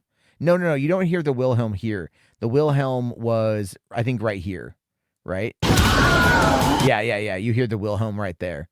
So that's pretty great. Although I think the Wilhelm would have been better served probably right here with this guy blowing and flying and hitting the ground. And then this was maybe a bit of a hard cut because because right here we see it and then it blows up. If they just would have cut right here, because when he lands, you see the flames, you see that, and then have it cut right to that explosion. You don't need to have the side shot of that, but it's whatever, man. It's very minimal criticisms. And then you just get this guy here with the kill, and then just, bah, look at that. Blah, just, the gut. Just he's taking fucking chest shots. Look at that. It's all fucking green milk, right? It's what Luke was drinking in the fucking Last Jedi. Was this guy's fucking blood. Oh my God. Anyway, I like it. So I know faces, not names. Well, that doesn't do me any good. That doesn't do me any fucking good. Okay, Nikki says, I'm not really on board about using AI for films. Like, I've seen so many terrible Star Wars AI fan films. No, it's not going to be used ethically. It doesn't matter, dude. That's kind of the whole fucking point. It's like none of it matters. Truthfully, none of it fucking matters, right? Like, you can sit there and be like it's someone creating something. Using it ethically is just all about capitalism, and there's no real pure ethics under capitalism. Like, you know what? I'm actually gonna fucking I'm gonna show you guys. I'll push back against that a little bit. Even things I said myself, right? So today I kind of got into it with this guy. And it's super fascinating what is going on. So like there's some people that I follow that are talking about this guy on YouTube, who is getting demonetized. Okay. All right. Like I gotta show you guys this. Okay. We're going to start off with this guy here. So, this dude right here, hold on. Make sure I got this up there. Okay. So this guy here, is saying like, I've been demonetized by YouTube. Okay. Team YouTube, I love your plan. Well, I'll let him say in his own words. Hello dear YouTube team, my name is Shehroz Imran and I am the owner of Oralic Studio. Currently I have 18,970 subscribers on my channel Oralic Studio. Here is my channel URL link. And now I will show you my YouTube channel Oralic Studio. As you can see, my channel Oralic Studio. Currently I have 18,971 subscribers. Now, I want you guys to look at this right here. Look at what he's showing us. Latest video performance. K-pop Demon Hunters 2 first trailer. Netflix end, and it says Sony Animation. Okay, then look at top content. K-pop Demon Hunters 2. K-pop Demon Hunters 2 first trailer, okay? New trailer. And then another thing that has a new trailer. So what we're looking at here is a guy who has a channel that is very much utilizing AI in order to make his content. Okay. So coming over here to his channel, we can see here that, and I'm talking about this ethically. Okay. You want to talk ethically? We'll talk ethically for a second. This is where I have a little bit of issue. If you're making it on your own, and you're trying to use original stuff, I don't view that as being unethical. But this guy, he's got a trailer here. K-pop Demon Hunter 2 new trailer, step-by-step tutorial. Okay. Now, they only show you, in most instances, the first 60 characters. Okay, look at this here. Spider-Man Brand New Day, new trailer, Tom Holland, Sadie Sink, Mark Ruffalo, and you can see here it says concept made. Click on it. The world forgot me. I let it. Something is poisoning this city. Block by block, person by person. I told myself I was done. So he rips off the Marvel stuff. The city didn't Sony get that stuff. memo. 3 years. It feels like coming home. Kingpin owns every street corner in this city. Every corner but this one. They remembered me. I should have. Stayed away. One man owns everything. Except me. Okay, I'm not going to show you guys the whole fucking thing, but you guys get the point, right? So 1 month ago released, premiered on March 21st, so almost 2 months ago, 2,300 views, 20 likes. You know, here we go. Make another K-pop Demon Hunters 2 trailer. I want Jinu's younger sister to become a Joseon Demon Hunter, right? After all, she was adopted by the leader of the Mudang trio as her spiritual sister. Like, this is all fucking weird, you know, fan fiction shit, right? AI slop, AI whatever. Okay. Now, look, I'm not against making anything like this, but when he manipulates the title, even though he spells Spider-Man wrong, and he uses Brand New Day, new trailer, all that stuff, right? He's definitely trying to do that. And then you look here, and it's like, you know, Sadie Sink and Peter Parker, right? And Tom Holland, and it makes it look legitimate. Look at his thumbnails here for the K-pop Demon Hunter stuff. Okay. And it's meant to look legitimate, right? So he's got like and the reason why I bring this up though, I'll show you guys this right here. Okay, so he does this K-pop Demon Hunters 2 new trailer, Netflix fan made. But again, that fan made does not come up in most like searches because of the 60 character limit. He uses the Netflix logo as well as Sony Pictures Animation, which is what you would have seen in the other stuff. He uses shots from the movie and then puts his own studio logo on there. But what's funny about that is if you look, this is his current thumbnail. You can see he's got Auralux Studio right there. Okay. He's got all that in there. And then, but he's got his original thumbnail, which was the Netflix branding, the new trailer, which is identical to Netflix's branding, especially on YouTube for their trailers. And that's what he was using. All right. That's what he was using to call all this kind of crap out. So, you know, this is where it's kind of funny here. I just want to show you guys this. Dave, the film junkie.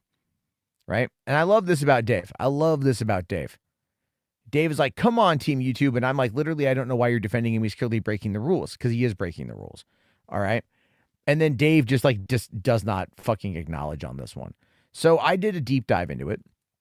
I did a deep dive into this guy's whole thing because he responded to me by saying, I guess you are blind, clearly mentioned on the title and description, also on thumbnail. You are such a dumb guy who has no eyes. Your eyes, no eyes. Open your eyes and see at the down of K-pop Hunter logo on title, also in description. Shit guy.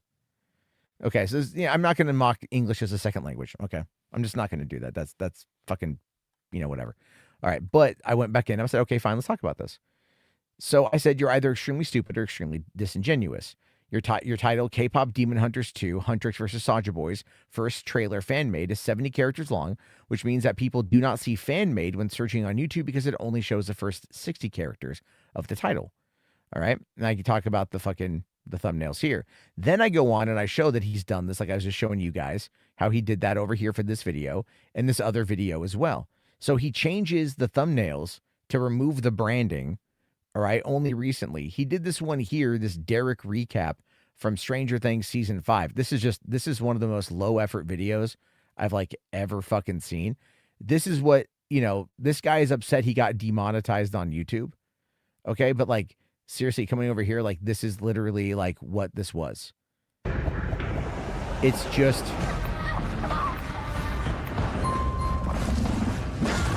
it's just a recap of you know of the shit from this episode where all the kids are running. All kids running to safe place where Henry did he not come? You know, I mean, this is it. This is literally just it. And that's it. He also then, like, that's what I'm trying to talk about here, is this guy is just super ass disingenuous. Okay. And then even I found this comment here, bro, I searched your K-pop Demon Hunters too, and I thought this was a real trailer. So this is the whole element that YouTube is doing now when they're demonetizing these trailers. All right. He did this Stranger Things 5 finale. It's a half AI edited trailer. Okay. Again, this is the thumbnail as of today, by the way. So season finale, whatever. We can see here that he has used the Netflix branding and Vecna and everything else. 3 thumbnail changes. All right. And I'm like, I can go on and on about how this guy misleads people. So then he responds. Then he fucking responds. This is really funny. Okay. He says, are you actually this stupid, or do you just love embarrassing yourself publicly? You're running around frantically dropping screenshots under every post like a desperate clown begging for attention. It's hilariously obvious how badly you're burning because the community is supporting me. This guy is, again, crying for help, and I'm proving that he's a liar. If you had a single functioning brain cell, you would have opened Google's official policy documentation before typing this garbage. The channel was flagged under the inauthentic policy, which is a mass-produced or repetitive policy. It has absolutely nothing to do with copyright reuse thumbnail fonts, you absolute clueless idiot. Right? If you don't even know the ABCs of YouTube policies, yet you are playing expert, go fix your eyesight, learn how to read official guidelines, and stop crying under my posts. Your jealousy is showing and it's pathetic. So I said here, I'm like, bro, you're a fraudster. And YouTube said, no, thank you. And there's an article here about last year when they started demonetizing these trailer channels and why they did it. So then this dude gets super fucking pissed. Okay. Right. Super fucking pissed. Okay. Linking a generic news article about 2 random banned channels and trying to twist it to fit your pathetic narrative. Are you actually this desperate for a win, you lonely clown? There are thousands of trailer and concept channels running perfectly fine across YouTube. But of course you don't care about facts. You're just burning from the inside because the community is backing me while you sit there in the dark, completely ignored. And this is where it gets, this is how you know I won, because this dude just he fucking crashes out. This is great. Honestly, looking at your profile picture, it all makes sense now. You look like a bitter, miserable old uncle whose wife packed her bags and left years ago because she couldn't stand your pathetic energy. Nobody in real life gives you a second of attention. So you log into Twitter to project your deep-seated frustration and loneliness by obsessively tracking my channel and posting screenshots like a creep. Keep crying, keep bleeding from your ego, keep rotting in your own jealousy. My community is still here, and you are still a jobless, irrelevant spectator watching me from the sidelines. Die mad about it, old man. Dude, he is pissed. That's right. Turn off that pesky fucking ad block. I thought that shit was fucking funny. So, I should be an AI forensic expert. It's not hard to find all that shit. My point with this guy, and I had someone else earlier make a comment about how, like, he's from Pakistan. And I'm like, I don't give a shit that he's from Pakistan. Like, I'm not even going to entertain that. Because to me, that's really retarded. It's like, I don't care that you're from fucking Pakistan. What I find to be funny is that you're upset that YouTube demonetized your channel, which is clearly copyright slop. All right. You're making content to mislead other people. You're using branding from other companies. They have basically said that this is something that they're not going to tolerate anymore. So it got hit. And the problem, though, is you've got well-meaning people. I know, old man Jarbo. I know, it's fucking hysterical. You got well-meaning people that are out there trying to, go, hey, YouTube, don't demonetize this shit. Like, there's another guy that was saying he's got a picture of him with the silver play button, and he's only got 23,000 subscribers. So I'm like, all right, bro, like, where's the silver play button from? Kind of curious. And he goes, oh, it's my other channel. And I'm like, oh, okay, what channel is that? Fucking crickets. Fucking crickets. And these guys are, look, man, I get it. They all want to make their fucking money. John says here, you win when they start insulting you and you don't. Exactly. I'm just saying, like, I even say in one of these posts, I'm like, bro, you clearly have editing skills. Like, make something new. My entire approach to all this is if you want monetization on YouTube, make something new. But this guy, because, you know, again, I love this. Tagging bigger accounts like a desperate, jobless parasite won't make your fake narrative true. You are literally begging them for validation because your own tweets carry absolutely zero weight. My talent, my skills, and my community support are real, which is why people actually stand by me. Meanwhile, your entire existence on this platform is just leeching off other creators' drama. You have no skin in the game, no stake in my channel, and clearly nothing better to do with your life. Keep crying. I tagged Dave the Film Junkie and what I do, I said, and then, you know, Movie Talk Now, which is this guy, David, that I've talked to before, you know, because David he ended up getting demonetized, and his content shouldn't have been, you know, because he's on camera and everything else. And then you've got Film Junkie because, you know, everything. And then Dave just won't fucking acknowledge it, which is kind of funny to me. But yeah, this guy cracks me up. And you can tell that he literally just went to Grok to try to get information. That's all it is. I'm not even trying to start shit with this guy. I'm literally saying, like, bro, you're trying to push your account to get remonetized on YouTube. And you can't get remonetized on YouTube if you're making copyright slop content. You know what I'm saying? It's like, there's nothing about that is like, no, I don't want to say that it's not derivative. Okay, I'll be fair. I don't want to say that it's not derivative because in many ways it can be probably perceived as such because they're making a concept for a new movie. But the trailer doesn't necessarily really, like, he does all these different trailers. I think one of them was about, like, Rumi's mom, Celine, is actually a demon now. And it's just like, yeah, but, like, her dad was the demon. So, like, that's going to clearly be the obvious follow-up, right? Like, how did Celine and the demon fuck to produce Rumi? Like, how did that happen? Like, that's clearly going to be the next course of action for this particular franchise. So the guy's just making shit. Fine, cool. But YouTube doesn't have to monetize you. If you're putting out content that the audience is going like, oh, I thought this was real, but it's clearly just AI shit, you're not going to get monetized. There's nothing about it that's original. There's nothing even really about it that is going to be super engaging. That's why it's funny to me. I don't even give a fuck. I've just been talking. If you guys have been checking out my videos, I've just been talking. They're very simple. I'm just getting my point across. That's all I'm trying to do. You should have said, do you know who I am? The YouTube boogeyman bitch. Yeah, there you go. That's how I'm going to do it. Get up there and be like, don't you know who the fuck I am? Have you ever heard of the Ballad of Mundane Matt? Don't you know I can flag down anyone? Jesus fucking Christ. Fucking hell. I just think it's really fucking funny. Because that fucking dude could easily do some different shit.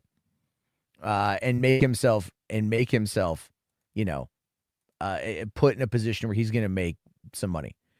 Or be able to do whatever he wants to do. And he's not doing that. So that is, you know, kind of the whole fucking point about it is that you would rather cry about something rather than, you know, whatever. And you guys want to see even something stupider? Oh my God. Okay. So this is what, this is about movies, by the way. So this is like keeping on topic. So over on Polymarket, on their Twitter today, they said, this just in, the trailer for Christopher Nolan's The Odyssey now has over 64,000 YouTube dislikes. And I'm like, no, it doesn't. The dislike counter is entirely fabricated and not based on any real data, which is true, by the way.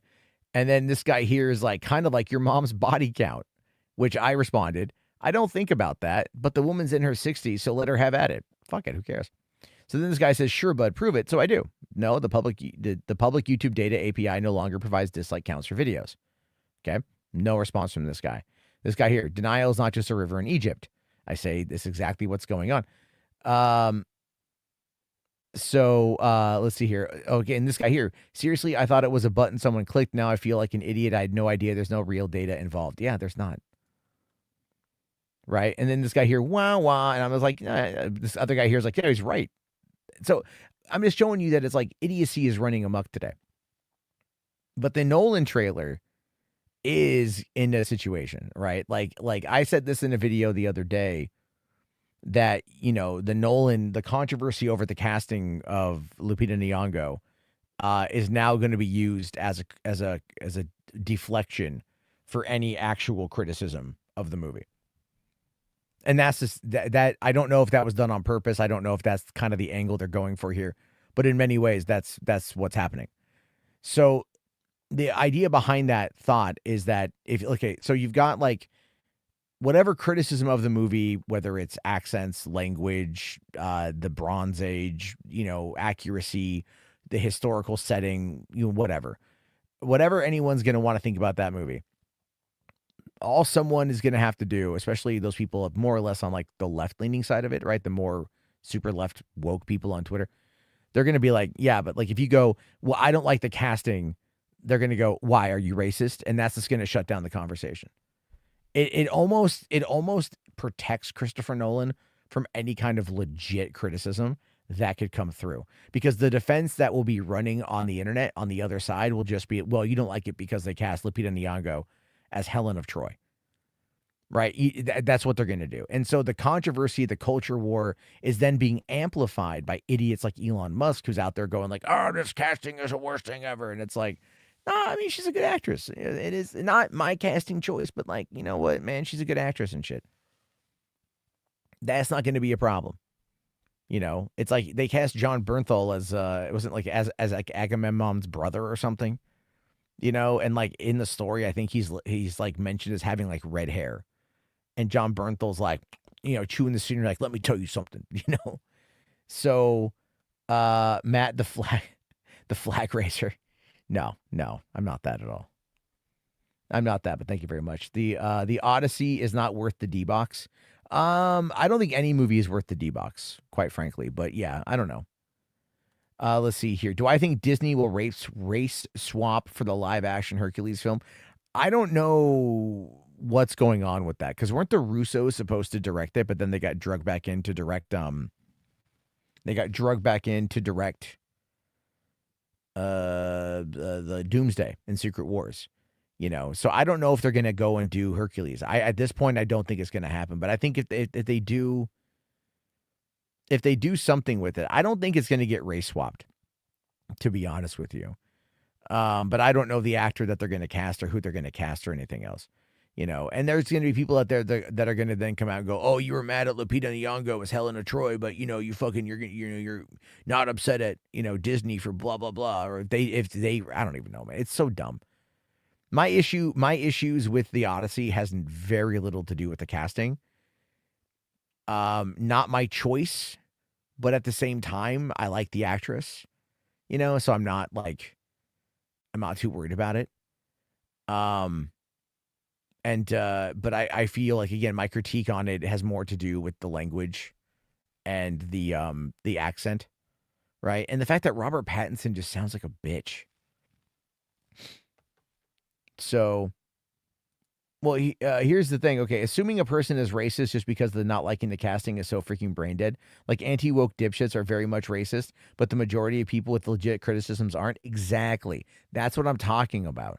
Is that that deflection from people on the left, the far left, I should say, are going to be like, they're not going to have to put any actual thought into criticizing the movie at all, right? Or into any of the criticisms, because they're going to be like, well, you're just racist. That's what they do. But then you get the anti-woke side of things, and they say stuff like, I don't like this movie having a progressive message, without ever really, they'll say it's woke without ever really going into the reason why they think it's woke. You know what I'm saying? So it becomes this massive issue overall. Let's see. Nolan was originally supposed to direct Troy. I think this is his out there casting and his accent choices for the film are a way to smite Warner Brothers for losing on Troy. Maybe. I think he's definitely got to fucking be in his bonnet over Warner Brothers, but then again, it's his own fucking fault. He forced them to put Tenet in theaters when theaters weren't ready to have a comeback yet. That's his own goddamn fucking fault. And he is basically like, yeah, if he's shitting on them, he's shitting on them. It is what it is. Let's see. PCR says, people who are getting mad, especially the culture war side, are so brain dead. I have no problem with casting differences, but the movie to me looks amazing. Elon, into this talk is so unnecessary. Yeah, it is. Like, that's what I'm saying. Like, that's when that came out and Elon's, as it was going, and this is the biggest problem with that though, man. It's like, look, they would have known that this casting is going to cause these problems. There's no way that Hollywood is not aware that casting doesn't cause these problems. All right. Look at Papa Estudillo as Snape in Harry Potter. There is no way that they did not know that that was going to cause problems. I don't know what world they live in that they think that the world we live in is not going to fucking have this shit become the problem of the month, the day, the week, the year, whatever, because that's how it always ends up being. We know this kind of stuff happens. We see it all the time. And I can understand the concept of just throwing caution to the wind and pointing out the middle finger and everything else. But it goes back to Michael Jordan, and they said, why don't you get political? And he says that, well, you know what? Conservatives buy sneakers too. And so now we're in a much more hyper-politicized and hyperbolic era. Politics is now mainstream. Politics is now pop culture. All of these things are true. So any kind of casting of what would be seen as a traditionally, portrayed character, one way or the other, is going to, if you buck against that system, then you are going to find problems. And I know people out there on one side of it will make the argument, well, what about representation? And I'll say, yes, what about it? If you want something represented, then go and make your own thing to represent. Changing something that already exists and altering it to fit whatever narrative you're trying to do delineates this original source material, and it delineates your artistic merit. And while we might get a really great performance out of Lupita as well as Papa Esidu, and I believe that we will, there is no denying the amount of shit show that's going to come from that, because they decided to throw caution to the wind and act the way that they did. And then more or less go, well, we're on our high horse about it, and if you don't like it, you are X, Y, or Z. Even though when it comes to, let's say, Snape, people have rightfully pointed out that the character of Snape in Hogwarts, when he was there with James Potter, and James Potter was an outright dick, the entire context of why James Potter was a dick to Severus Snape is now going to be looked at through the lens of racism rather than, if anything, classism. Those are two inherently different prejudices. Okay? Those are two inherently different bigotries. And so now you've got this whole other problem. And again, it's not like they're not aware of this, but they also want it to be controversial. Why do they want it to be controversial? Because if it's controversial, then they have the opportunity to then use that to their fucking advantage. All right? See, here's the thing. Nolan has 2 Oscars for Best Picture and 1 for Best Director. I don't think he cares about the backlash this film was getting. Yes, but he did it for he got those for Oppenheimer. In a year where we had a writer's strike and an actor's strike, and it was paired against the most, pop culture movie of the year. Okay? He may not care, but Universal dropping $250 million on this movie might be finding themselves in a little bit of a situation if the culture war pushes it that far by the time it comes out. I saw this one lady today say, like, well, I can't even buy a ticket to see the movie. It's sold out right away. It's like the 70 millimeter IMAX screening sold out for that one weekend when they put those tickets up for sale a year early to generate buzz.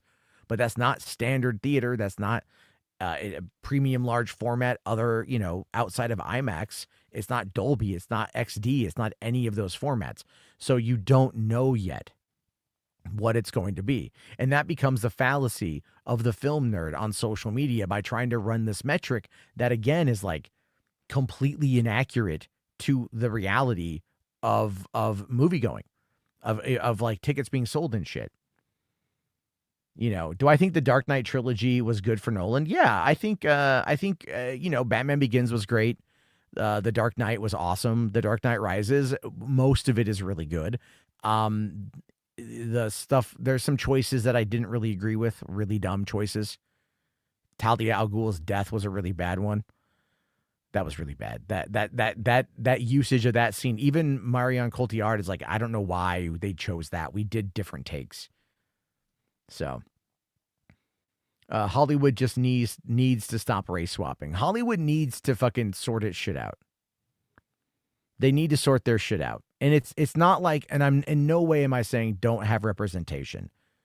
But look at the new movie Is God Is. That movie is written, directed, produced, starring Black people.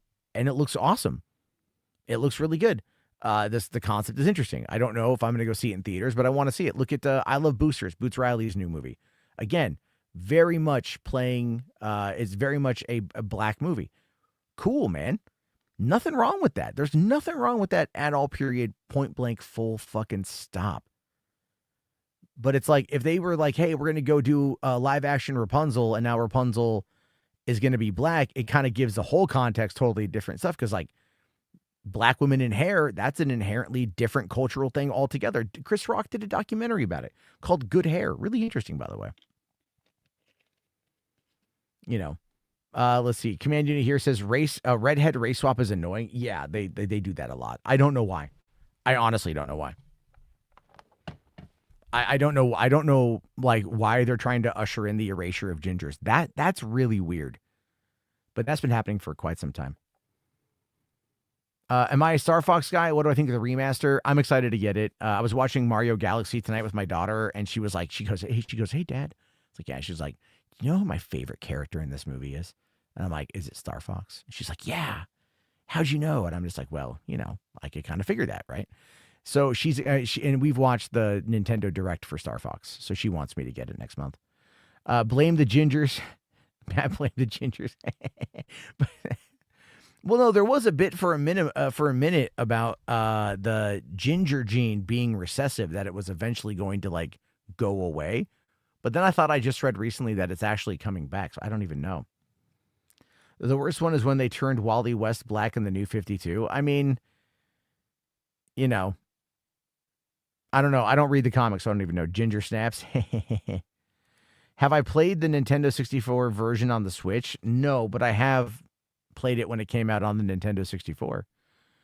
Rip Tom Kane, forever our master Yoda. Yeah, man, that's terrible. That's really tragic.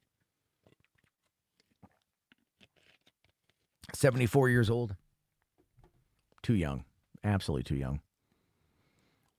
Let's see. Frank Oz will always be Yoda. That is true. Silly Matt, gingers are just an urban legend like Bigfoot and an honest politician. That's not true at all, man. You ever see a woman with red pubes? It's fucking insane. It's like looking at a unicorn. Drogo, what's up, man? I mean, Matt Murdock in the show isn't a redhead like in the comics, but nobody talks about that. No, they brought it up, man. They brought it up. You know, but it's also kind of like, you know, he does a good job. The casting is good. Did I watch the video? No, I haven't. Let's see. Eric here says, is it weird I have a crush on redheads? I've had a crush on Bryce Dallas Howard for years. I met her at Con Boston Expo. Such a very smart woman. Yeah, man. Did you see? I feel kind of bad because she what was it? I got to find it right here. Synesthetic or whatever the fuck the account is, posted a thing from her earlier today. I'm working on finding. Here we go. So it says Bryce Dallas Howard on Instagram. Let me get your comment off the screen, right? And so my response was, she knows what she's doing. Like, she knows what she's doing. Have I ever seen the Conan clip of her crying on cue? I haven't. Let's see here. Yeah, Droga, I saw you were talking about Punisher. You got a lot of interaction on Twitter for talking about Punisher. It's crazy. Nikki here says, the MCU did a race swap with MJ and Zendaya. I like the chemistry between Tom Holland and Zendaya, but that one change felt weird to me as someone who grew up with that redhead goddess MJ. It was a lot for a lot of people, but you're right. The chemistry was definitely a thing. And I think it worked out really well. And they got married. So it's kind of like Peter and MJ are going to go to have a good life and shit. But I can see why people would be upset about that. And I feel like it's, you know, it's one of those things where it's like, I understand why the change was made. I think at the end of the day, it worked out well enough. She's not Mary Jane Parker. She's just MJ. I don't even think she has a last name, or Mary Jane Watson.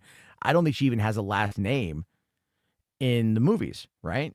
I think the hate towards Zendaya is unwarranted. Yeah, I mean, I like Zendaya as an actress. She did really good. And I think what it is that you can tell that there's a lot of love between the two of them. And I think that because there's a lot of love between the two of them, it comes through on screen really, really, really, really, really well. And as a result of that, I think we've got something pretty remarkably good on that one there. The Greek community is upset at Nolan over the race swap. Show me, DM me. I like Zendaya better than the redhead MJ. Shut the fuck up, Mo. Okay, shut up. Just stop talking. Have I seen Euphoria? I haven't seen any Euphoria, so I have no idea. But I hear it's an interesting show. All right, Command Unit here, thank you. Says ginger hair originated completely 2 different regions naturally. So while it's recessive, I assume that it won't go away anytime soon. Yeah, I don't think it's going away anytime soon. I think that was more or less a joke about that. But it's the same kind of concept, isn't it? It's just that they have been getting rid of the gingers, you know. They have been. They've been slowly but surely trying to erase ginger kind. It's kind of true, isn't it? Right? Like you don't see a lot of it now. You know. So there's that. But let's see here, guys. We got 35 people watching right now. Let's try to get to like 20 likes. We can do 20 likes, can't we? We're only at 10. We can do more. We can do better. We can do it. I believe in you guys. I believe in you, but thank you guys very much. Hold on. It's just the stigma, Matt, of redheads, blonde albinos is terrible. Yeah, I mean, I don't know, man. I don't get the stigma on that shit. I think it's kind of dumb. Let's see here. AI or Al Sumat says, I first discovered Zendaya was from the Shake It Up days. Wasn't that Disney? Disney or whatever? Let's see. Getting rid of the gingers. What about the Professor and Mary Ann's? That's an old one. That's an old reference, man. Showing your age on that one there, brother. It's crazy. Oh, my God. Oh, my gosh. Crazy stuff there. I mean, like, you know, who doesn't love Gilligan's Island? I'm surprised they haven't remade Gilligan's Island yet. Here we go. Karen Gillan has recently been my favorite ginger since her appearance on Doctor Who. I'm glad. I like her. I like Karen Gillan. Yeah, she's good as Nebula. She's fun in the Jumanji movies. You know, I think she's a good actress. She's got a great sense of humor. And I think she just had her first kid recently. So congrats to her as well for that one. Let's see. Yeah, Nick at Night was, when it was great. Yeah, I remember Nick at Night and it was all like, Monster Mondays, Gilligan's Island Tuesdays, I Love Lucy Wednesdays. Then they would just do the marathons all night long. And I never had cable. So I'd go to my dad's house when I'd go visit over the summer and I'd watch Nick at Night because they had it. And I didn't have it. So I was like, that's why I'm like, okay, I'm going to my dad's house. I got to spend a week watching Nick at Night. Hell fucking yeah, dog. Maitland Ward is the ultimate ginger. Bro, what? Come on, dude. For those of you who are unfamiliar, Maitland Ward originated on the show Boy Meets World in the later seasons as the friend of Eric, the brother, or whatever the brother's name. I forget the character's name. She was a roommate character on the show, and then afterward, her career kind of took a different turn when she started taking it in the poop shoot, because now she is a well-known adult actress. So you can not only watch Maitland Ward grow on Boy Meets Girl or Boy Meets World, but then you can grow watching her take one for the team. Maitland Ward, Riley Reid, and Marcus Dupree. Wow. Are you giving me something to look up later on? Let's see. PCR here says Gilligan's Island had the best redhead women, in my opinion. Yeah, they were very good. Do I remember the Evolution of Arnold commercial in the 90s? I don't, actually. All right. Rational DM'd me an article. Take a look here. Okay. Who is this by? Okay. Oh God, I read this wrong initially. So this is from Greek City Times. I thought I said Greekosity. Anyway, here. Nolan's Odyssey problem. No, I don't want to subscribe. Nolan's Odyssey problem. Diversity without Greeks is not diversity. And I feel like this is an AI image, and it totally is an AI image. So this is an editorial. I don't believe that there is a person's name attached to it here. Let's find out. This is from the Greek City Time team. This article was researched and written by a GCT team member. If I had to guess, if I had to run with it, I'm going to make the argument they use artificial intelligence. Anyway, it says here, for years, Hollywood has lectured audiences about representation, inclusion, cultural sensitivity, and the moral necessity of diversity in storytelling. Studios, actors, and filmmakers have repeatedly insisted that fuck you, you piece of shit, that authenticity matters. That culture should not merely be mined for content, while the people connected to those cultures remain invisible. That is very true, guys. That is very true. Yet, the upcoming adaptation of The Odyssey by Christopher Nolan appears to embody precisely that contradiction. The debate surrounding Nolan's casting choices has quickly become trapped inside the exhausted binary of woke versus anti-woke, but the framing misses the more intellectually serious criticism. The issue is not that Nolan is obliged to cast actors strictly according to ethnicity, nor that he must recreate Homer's ancient Greece with documentary-like historical precision. Directors have always reinterpreted classic texts. Shakespeare is modernized, Greek tragedies are reimagined, mythology evolves through retelling. Nolan is absolutely entitled to cast whoever he wants, but once a production visibly embraces the language and optics of modern diversity politics, it becomes entirely legitimate to ask a simple question. If representation matters so deeply, why does a story rooted in one of the foundational works of Greek civilization, spelled incorrectly here, or I'm not sure if this is a different way of spelling civilization with an S instead of a Z, seemingly excludes Greeks altogether? Not one prominent ethnic Greek actor, not one Greek American performer, not even a symbolic acknowledgement of the culture from which the story originates. That omission is not merely ironic, it exposes a selective and performative nature of Hollywood's modern diversity framework. Which, you know what, listen, for an article that is definitely put together through fucking AI, is not wrong. It's not wrong at all. There is, and I wouldn't say Greeks are, it's one article. Okay, it's one fucking article. There are comments at the end of this. I'm not reading the whole goddamn thing. You guys get the fucking point. Okay. And there's no comments on it whatsoever. So, you know, if you've got this one particular organization, the Greek City Times, okay, and they've got 29, almost 30,000 followers on there. I'm kind of curious here. Here we go. This is the tweet. This went out May 14th, so 4 days ago.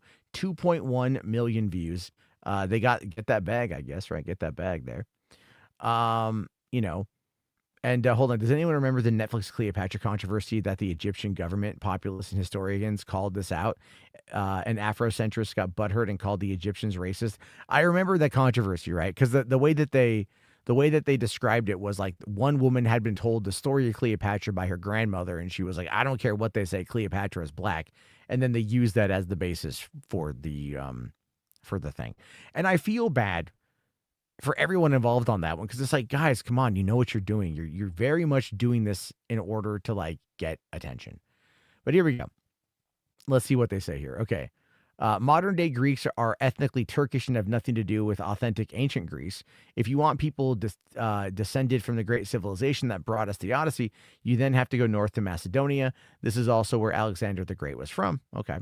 Ancient Greece wasn't some isolated monochrome bubble. The Mediterranean world was interconnected through trade, war, migration, and empire for centuries. A diverse cast and modern adaptation isn't erasing Greece or Greeks. Let's see. Has this film already flopped? Let's see. I'm going to document this travesty in an article. Crazy it's happening. And Legacy Press has only taken the anti-truth side. No one has written about it for what it really is. Now, who is this Gail Afar? She's wearing a shirt that says I heart Elon. Okay. She writes for Tesla, or writes about Tesla. Okay. Is this actually Elon in fucking Israel, or is it just a fucking whatever? All right, I'm kind of curious here. I want to see what this lady's saying about writing about this, right? So she's like, I'm gonna write. What she has all these. Oh my god, she's got everything behind a paywall. Okay, so she's like, I'm gonna write an article about it, and then appears to not write an article about it. Well, she tweets a lot too. Let me see. Let's see if she's got something here. I kind of want to see it. What does she say? What's really going on? What is really happening, Gail? Uh-oh. My account according to Christopher Nolan. Oh, Jesus Christ. Okay. Come on. Give me the article.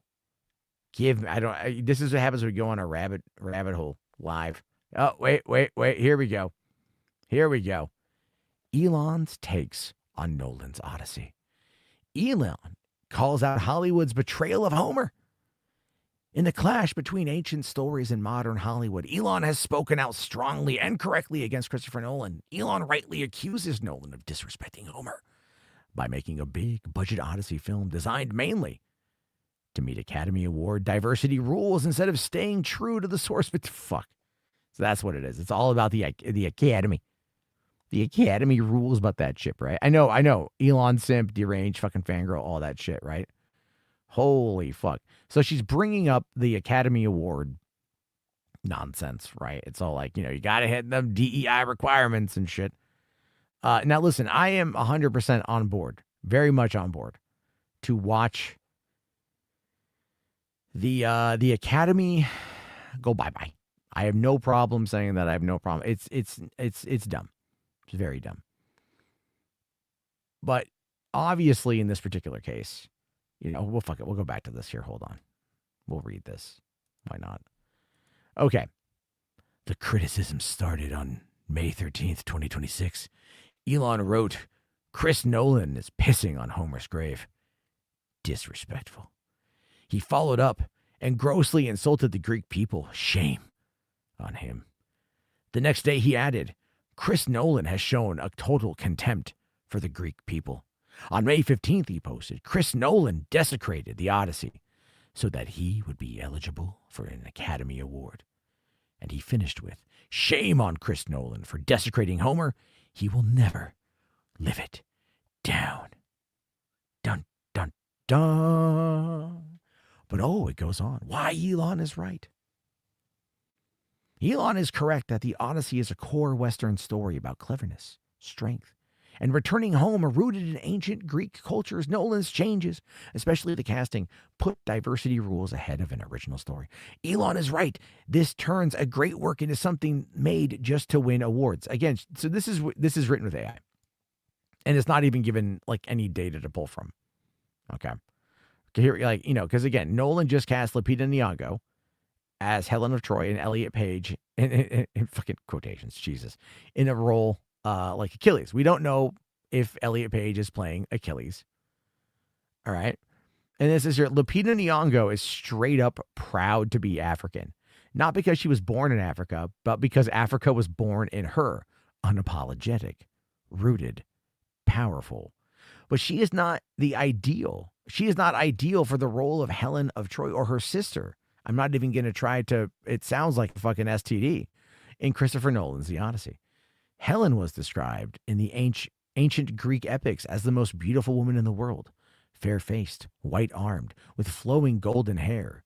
This casting doesn't match the source material.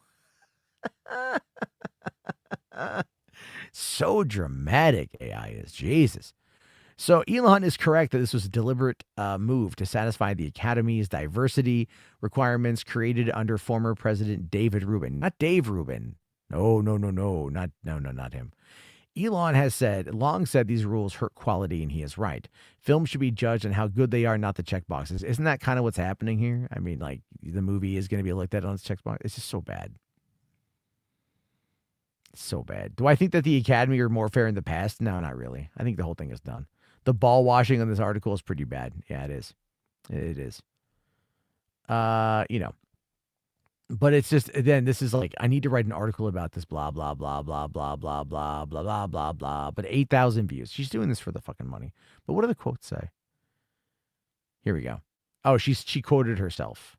And then she quoted herself. Okay. So yeah. Yeah, this lady is psychotic. Right? Look at her. She has that look of like, holy shit. Jesus. This is why we can't have nice things, you guys. This is why we can't have nice things. It's terrible, unfortunately. It really is. It's really terrible. It's like, again, I have issues with the movie 100%. I think it's kind of dumb in a lot of ways to like fucking do that shit, you know? But at the same time, it is very much the notion here that there are going to be critiques. There are going to be people that are pushing back against it. So it becomes a lot. Eric here says, she gives Austin Karen vibes. That is very true. That's very true. But all right, guys, it is almost midnight. I'm going to wrap it up because I need to get some other work done tonight. Well, real quick here, why does anyone give a stupid rat's ass about Elon Musk's opinions? Because he's the richest man in the world some days, the second richest man in the world other days, and people want to have access to power. They want to have proximity to it.